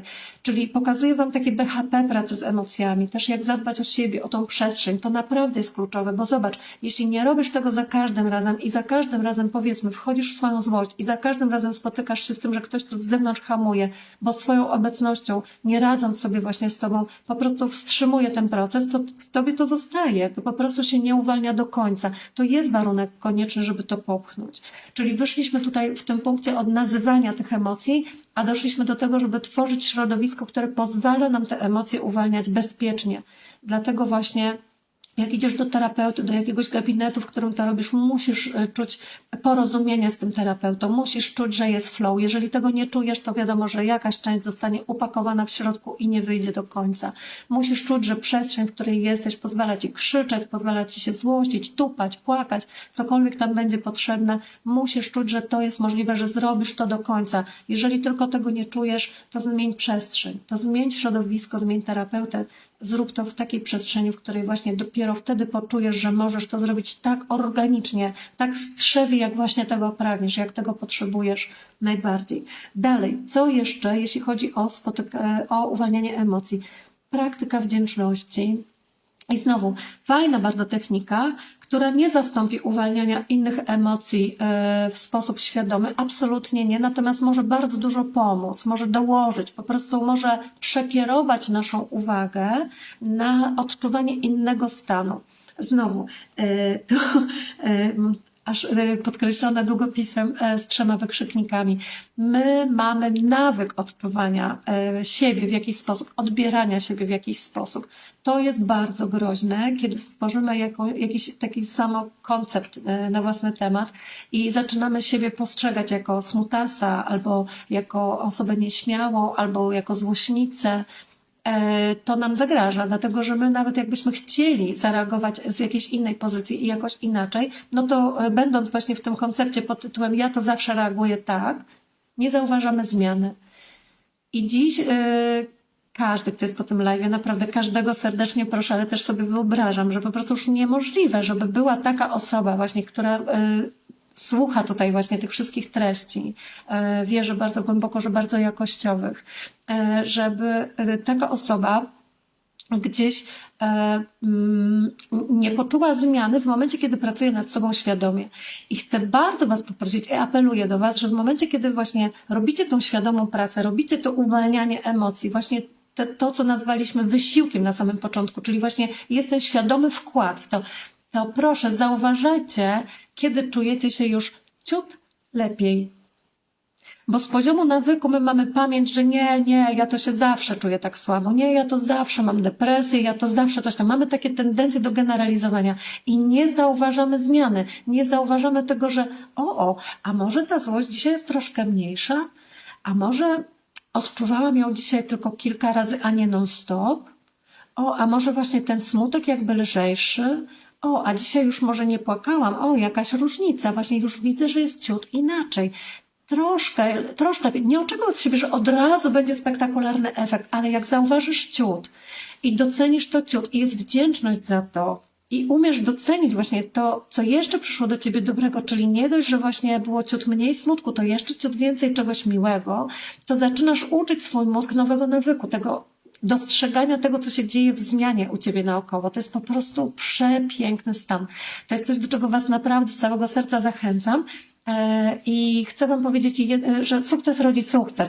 To po prostu znowu, energia płynie za uwagą. Jeżeli masz uważność taką wyczuloną na to, co jest ciut lepiej, co ci wyszło ciut inaczej dzisiaj, że właśnie pewne emocje już są ciut lżejsze, to wtedy po prostu pewne tendencje, pewne mechanizmy się wygłuszają same. To po prostu właśnie tak jakbyś otworzył ten wentyl i przez niego uwalnia się już cała reszta poza tobą, dlatego że taka była twoja intencja.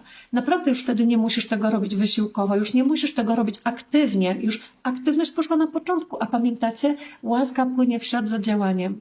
Dałaś intencję, to się dzieje po prostu. Więc mamy widzieć te różnice, gdzie jest ciut lepiej. Okej. Z takiej techniki EFT, jeszcze też bardzo fajna rzecz, właśnie na sposób uwalniania emocji, który sobie zapożyczyłam. Znowu, jak ktoś chce, to niech idzie w całą tą technikę, bo jak najbardziej bardzo piękna i super z tym opłukiwaniem ciała i tak dalej. Są konkretne punkty, konkretne komendy, cała procedura, którą się tutaj stosuje, ale może już nawet właśnie takie jedno zdanie, które stamtąd można sobie zapożyczyć. I nawet jeśli coś ci nie wyszło i właśnie nawet jak się czujesz źle, to czy pamiętasz, że kochasz siebie? Czy pamiętasz, że akceptujesz siebie? Bo jeśli tak, i jeśli taka jest twoja decyzja, bo to jest po prostu wyrażenie wolnej woli, ja decyduję, ja to wybieram, że nawet jak mi coś nie wychodzi i jestem jakaś, bo może mam właśnie jakieś, nie wiem, swoje przekonanie na własny temat, albo akurat pokazał się jakiś właśnie ten ciemny kawałek z brakiem miłości własnej, to jednak ty mówisz sobie, przecież kocham i akceptuję siebie, więc możesz powiedzieć do siebie taką afirmację, nawet jeśli dzisiaj mi coś nie wyszło, to kocham i akceptuję siebie. Możesz to robić właśnie pukając siebie, tak? Są te punkty, w które się opukujemy, czy tutaj właśnie, czy gdziekolwiek jeden punkt, czy ileś tych punktów sobie wybierasz. Możesz to robić z pukaniem, ale możesz nie z pukaniem, możesz po prostu robić swoje rzeczy w pracy. Możesz iść ulicą, możesz właśnie zadedykować to, że z każdym krokiem właśnie nawet jeśli dziś zdarzyło mi się krzyknąć na dziecko, to kocham i akceptuję siebie.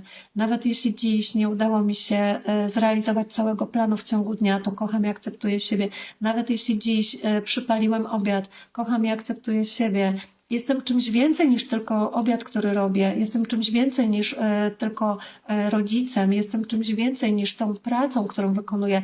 I ja kocham i akceptuję siebie w całości. I pamiętam, że jestem nie tylko tym cieniem swoim właśnie, ale głównie światłem. To światło rozprasza mrok, a nie odwrotnie. I to zasilamy cały czas, więc okej, może był słabszy dzień, coś ci nie wyszło, ale to właśnie wtedy, w ten słabszy dzień, kiedy tak bardzo siebie nie lubisz, kiedy właśnie masz ochotę siebie bardzo skrytykować, kiedy totalnie przyznajesz po prostu całym swoim rozumem, że zjechałeś, totalnie pograłeś, porażka totalna, właśnie wtedy kup sobie kwiaty. Nie kiedy masz super dzień, nie wtedy, kiedy ci wyszło. Kiedy ci wyszło, to masz nagrodę, bo masz super stan emocjonalny. Kiedy ci wszystko wyszło, otwierasz szampana i to jest naturalne. A jak ci nie wyszło, to co? To chcesz się zakopać pod ziemię. Właśnie nie, właśnie wtedy idź po szampanę i powiedz sobie, właśnie ja świętuję teraz swoją świadomość. Właśnie ja teraz świętuję miłość własną. Właśnie ja teraz pokazuję sobie, że nawet jeśli coś mi nie wychodzi, to ja kocham siebie najbardziej, jak to jest tylko możliwe, bo to właśnie dziś potrzebuję tego ukochania. Odwróć ten paradygmat. Nie siedź w tym, w czym byłeś. Właśnie weź sobie to zdanie. Mówię to zdanie, które zaczyna się od słowa. Nawet jeśli, 3 kropki, to kocham i akceptuję siebie. No jeśli tego nie umiesz powiedzieć, to ja już nie wiem, co można zrobić więcej. To już musi być jakaś bardzo duża blokada w jakimś samosądzie, czy w jakiejś naprawdę poważnej autoagresji, no to wtedy nad tym należy pracować. Żeby nie móc takiego zdania do siebie powiedzieć, to musiałyby być już bardzo silne programy. Wierzę, że tutaj nie ma takiej osoby i że nigdy się to nie zdarzy. Okej, kochani, także dużo różnych terapii, jeszcze tam miałam wymienioną Lowena, Bowena, czy dynamiczna medytacja Osho, TRE i tak dalej, i tak dalej. Metod macie dużo, na pewno je znacie, cokolwiek by było, stosujcie, ale właśnie już teraz z tą świadomością tych wszystkich elementów, o których powiedziałam, tych wszystkich rzeczy, które właśnie mogą stać na przeszkodzie i które najpierw trzeba dobrze zorganizować, żeby te techniki działały. Inaczej one po prostu nie działają do końca. I teraz, żeby to podsumować, większość już powiedziałam, ale żeby właśnie jeszcze może tą listę stworzyć, na koniec chcę Wam powiedzieć, co wypisałam i pewnie nie jest to kompletna lista, pewnie będzie można ją jeszcze rozwijać, ale daję Wam już tutaj do myślenia, jak rzucimy do podświadomości takie zadanie, to ona sama nam będzie listować jeszcze kolejne punkty i Wy będziecie wiedzieli, co jeszcze tutaj w Waszym przypadku działa jako blokada, a mianowicie, co blokuje uwalnianie uczuć, czyli właśnie co może stać na przeszkodzie, żeby to uwalnianie było skuteczne. Po pierwsze, autosabotaż. Wszelkie programy autoagresji, czyli właśnie brak akceptacji, brak miłości własnej. Jeżeli czujecie, że to jest właśnie coś, co wgrane jako program, to z tym pracujemy bardzo mocno, czyli właśnie robimy wszystkie terapie, szukamy tego, skąd to się wzięło. Pamiętajcie, żadne dziecko, które rodzi się tutaj na tej planecie, nie jest autoagresywne. Żadne dziecko, które przychodzi tutaj na świat, nie będzie samo siebie krytykowało, bo się rodzi po prostu jako pępek świata, myśli o sobie, że jest po prostu najważniejsze. Popatrzcie na dwulatków, oni rządzą tym światem i oni wiedzą wszystko najlepiej. To powiedzcie mi, w którym momencie my to gubimy? Który to jest moment, że nagle jesteśmy tymi właśnie strutymi, takimi smutnymi nastolatkami, którzy się krytykują, którzy nie wierzą w siebie, o niskim poczuciu własnej wartości albo jeszcze jakichś myślach samobójczych. To się przecież gdzieś nabywa, to gdzieś w którymś momencie wchodzi, gdzieś wślizguje się w te nasze programy, w to nasze życie. Nie pozwólmy na to. Jeżeli gdzieś to się już wśliznęło, jeżeli jest autosabotaż, ta krytyka, to znaczy, że gdzieś ktoś nas najpierw krytykował i nauczył nas, że my później to odtwarzamy, sami siebie krytykujemy. Trzeba do tego dotrzeć, kto to zrobił, a potem nauczyć się tego nie kopiować, bo my nie wybieramy tego, żeby to powtarzać. Nie wybieramy tego przecież, prawda? Dobrze myślę? Mam nadzieję, że myślicie podobnie jak ja. Idziemy dalej. Jeżeli jesteś w środowisku, które cię krytykuje, to też będzie to, co cię blokuje. Czasem jest tak, że możesz po prostu postawić granicę, czasem możesz zakomunikować, że sobie tego nie życzysz, czasem po prostu eliminujesz podcinaczy skrzydeł ze swojego życia i po prostu usuwasz się gdzieś w jakieś tam inne środowisko albo jakąś osobę po prostu usuwasz po to, żeby normalnie wyzdrowieć, normalnie funkcjonować. A czasem okazuje się, że to nie wystarcza i po prostu trzeba zmienić środowisko. Czasem trzeba odejść z takiego miejsca pracy, w którym naprawdę się nie da żyć, w którym nie da się zmienić, gdzie są niskie wibracje.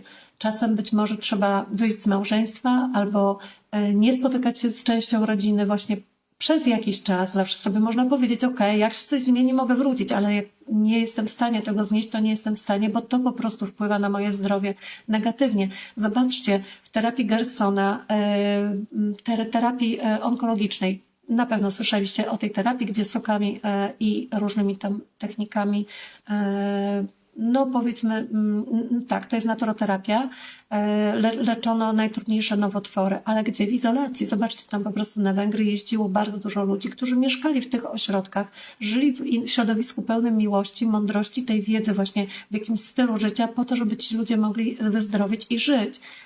Często okazywało się, że ludzie, którzy przerywają tą terapię w konkretnym ośrodku, wracają do swojej rodziny, mają zamiar stosować te wszystkie soki, te lewatywy, te kawy, to wszystko właśnie to, co jest stosowane tam w ośrodku, można teoretycznie zaimplementować do swojego własnego domu. Dlaczego to nie działa?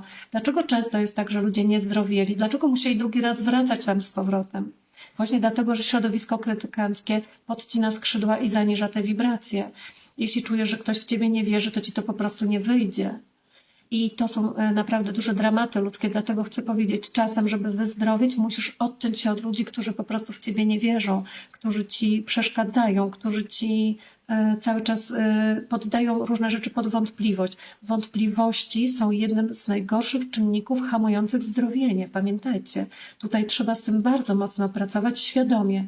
Nie pozwól, żeby ktoś poddawał różne twoje decyzje w wątpliwość. A jeśli rozważasz, czy to jest dobre, czy złe, to naradź się sam ze sobą, może zmienisz zdanie, może czyjeś zdanie było słuszne i je zmieniasz, ale jeśli nie zmieniasz zdania, to nie masz żadnych wątpliwości, że to, co robisz, jest dobrze.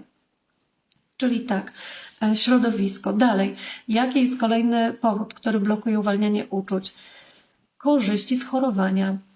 Czyli trzeba tutaj zwrócić uwagę na to, że my czasem lubimy się czuć źle i jest nam dobrze, że jest nam źle. I co za paradoks właśnie, że jest nam dobrze, kiedy jest nam źle, ale tak właśnie wybieramy, dlatego że no, jeśli ciągle jesteśmy smutni, ciągle w tych stanach depresyjnych, albo jeżeli ciągle jesteśmy na wkurwie i wszyscy się już przyzwyczaili i tak nas po prostu obsługują i wiedzą, jaka jest nasza instrukcja obsługi, no to po prostu jesteśmy zwolnieni z odpowiedzialności za siebie, z odpowiedzialności za pracę własną. Nic nie musimy. I oczywiście gdzieś na końcu powiemy, że no jest nam źle, że jest nam źle, ale tak naprawdę to jest nam dobrze. I rozumiecie? Znowu, to też ma jakiś charakter sabotażu. A o korzyściach z chorowania mówiłam na którymś live'ie. Kto pamięta gdzie i kiedy, może datę tutaj podrzuci na forum, może napisać albo linka. Jak byście znaleźli tego live'a, to też wstawcie, poproszę.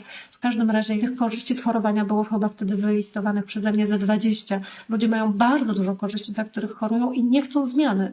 W związku z tym, jeżeli gdzieś jesteś właśnie w takim programie, że nie chcesz zmiany i czujesz, że dobrze ci, że chorujesz, to może się okazać, że tej emocji, którą chciałeś uwolnić, nie możesz uwolnić do końca. I wtedy tego po prostu nie zrobisz, ale nie mów mi, że nie wiesz, jak uwolnić emocje, tylko ty po prostu nie wybierasz uwolnić tej emocji, a to jest różnica. Dlatego tutaj o odpowiedzialności za siebie, o tym, że uwalnianie emocji to decyzja. Jeszcze raz, to jest ważne zdanie. Uwalnianie emocji to decyzja. Ja decyduję się uwolnić swoją starą złość, decyduję się uwolnić swoje stare obrzydzenie, decyduję się uwolnić swoją starą urazę. Tak. Dalej, mamy właśnie kolejny punkt tutaj, co jest blokadą, co nam przeszkadza. Nawyk bycia ofiarą.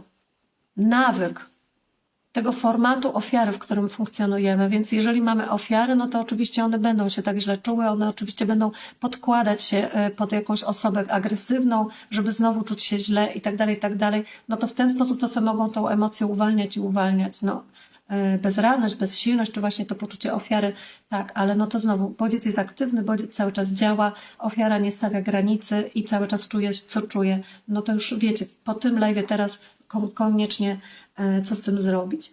Dalej, co mamy następne, co blokuje uwalnianie emocji, bardzo ważne, to są nasze negatywne przekonania i negatywne słownictwo. Czyli jeżeli ty chcesz uwolnić jakąś emocję, ale mówisz o sobie słowami, różne zdania, samosąd na własny temat, to bardzo często możesz przeciwdziałać temu, co deklarujesz, że chcesz uwolnić. A więc znowu mówię tak, nie, ja to codziennie rodzę się, a widzicie, to jest niezłe. Mówię, budzę się na wkurwie, nie? Albo ja, nie, ja to jestem przelękniona, ja to się boję, ja to mam nerwicę lękową. Nie? I ktoś, kto już pracuje, ja znam takie przypadki, słuchajcie, ja wam też to mówię z doświadczenia. Przychodzi do mnie ktoś i od roku pracuje z nerwicą lękową i cały czas przychodzi do gabinetu kolejna sesja i mówi, nie, ja to codziennie mam nerwicę lękową, no ale mówisz to samo, co na pierwszej sesji. To znaczy, że nie robisz postępów, to znaczy, że tego potrzebujesz? O co ci chodzi, że cały czas to powtarzasz? Te nasze słowa nas kreują. Słowo ma moc i wiecie, słowo ciałem się stało. To pierwsze słowa z Biblii. I my naprawdę potrzebujemy już wziąć odpowiedzialność za to, jak się wypowiadamy na własny temat, jak siebie nazywamy, jak siebie określamy, jak o sobie myślimy i jakie mamy przekonania na własny temat. Więc nawet jeśli wyrwie ci się jakieś złe zdanie, jakaś krytyka na własny temat, jakieś złe słowo pod swoim adresem, to powiedz sobie kasuję. To słowo nie ma mocy. To stara ja, to się wyrwało z jakiegoś mojego starego kawałka, ale to już nie ma nade mną władzy, to już nie ma nade mną mocy. Ja o tym nie decyduję, bo ja chcę czuć sprawczość. W sprawczości, w poczuciu mocy, kreatywności nie jesteśmy poniżej 200 w skali Davida Hawkinsa, tylko powyżej. Jesteśmy w wysokich wibracjach, więc żadna z tych negatywnych, trudnych emocji, z tych emocji pierwotnych nie ma już do nas dostępu, bo my po prostu zaczynamy wchodzić w odwagę, zaczynamy wchodzić w aktywność, zaczynamy wchodzić w działanie, zaczynamy wchodzić z zupełnie innego poziomu, no najlepiej w pole miłości, o ile nam się uda, ale przynajmniej w poziom akceptacji. To już jest to 350. Jak przychodzi zrozumienie, uświadomienie, przychodzi w ślad za tym akceptacja, to jest już zupełnie inny poziom działania. Nie można siebie akceptować, jeżeli cały czas głosimy jakieś samosądy na swój temat. Dlatego zwracajcie, bardzo was proszę też uwagę na to, co mówicie na własny temat, co myślicie na własny temat. Ja też robię to razem z wami. I jeszcze cały czas się przyłapuję na tym, że mi się zdarza gdzieś coś pod swoim adresem tutaj mocno zadedykować, ale właśnie też już jestem na tym etapie, gdzie nagradzam siebie za to, że umiem to skasować, że umiem właśnie powiedzieć sobie, jestem czymś więcej niż tylko ta autokrytyka. I to Wam też bardzo polecam, taką dobroduszność dla siebie. To jest właśnie ta miłość własna. Dalej, kolejne jeszcze 2 punkty tutaj mamy, co najmniej 2, resztę już może Wy wymyślicie, co blokuje uwalnianie uczuć, zły styl życia, zły styl odżywiania się, zła dieta, zły zegar biologiczny, niewłaściwe pory snu itd., itd. Jeżeli będziemy nadużywać swojego ciała, będziemy nadużywać swój organizm, swoje organy, to nie dziwmy się, że potem gdzieś w którymś momencie nastąpi blokada na poziomie meridianów, na poziomie czakr, na poziomie jakiejś emocji. Te emocje pierwotne są związane z konkretnymi żywiołami, a te żywioły rządzą, one kontrolują nasze organy, więc jeżeli my będziemy zaniedbywać naszą wątrobę, na przykład późno chodzić spać, i wtedy nie regeneruje się pęcherz żółciowy, czy nie regeneruje się wątroba, to nie dziwmy się, że potem dominuje złość, a uraza po prostu króluje w naszym życiu. Jeżeli gdzieś wychładzamy nasze nerki, wyziębiamy się, czy to właśnie jedzeniem zimnego pożywienia, bo nie ma ciepłych posiłków, czy napoje gazowane, często właśnie, nie wiem, czy chodzenie na basen zimą, właśnie wtedy, kiedy ktoś ma osłabione nerki, też niewskazane i tak dalej, bo tutaj to już znowu medycyna chińska, która Was poprowadzi, czy ayurveda, ale zwracać uwagę właśnie na to, jeżeli mamy osłabione organy, to w tym momencie nastąpi blokada w jakiejś emocji, której możemy nie móc uwolnić i będzie ta trudność. To też może być przeszkoda, dlatego bardzo proszę o to, żeby wyrabiać sobie coraz lepsze nawyki żywieniowe, coraz lepszy styl życia, wchodzić w ten zegar biologiczny, który jest dla nas najbardziej korzystny. Są ranne ptaszki, są nocne sowy, wiadomo, ale też w jakichś granicach, w zdrowych granicach dla siebie, tak żeby po prostu nie nadużywać swojego ciała i nie zużywać swojej energii witalnej. I jeszcze jeden punkt, nie mniej ważny, chociaż tutaj wymieniam go jako ostatni, ale naprawdę istotne, żeby o tym wiedzieć, co blokuje uwalnianie emocji, wtedy kiedy chcemy je uwolnić do końca skutecznie.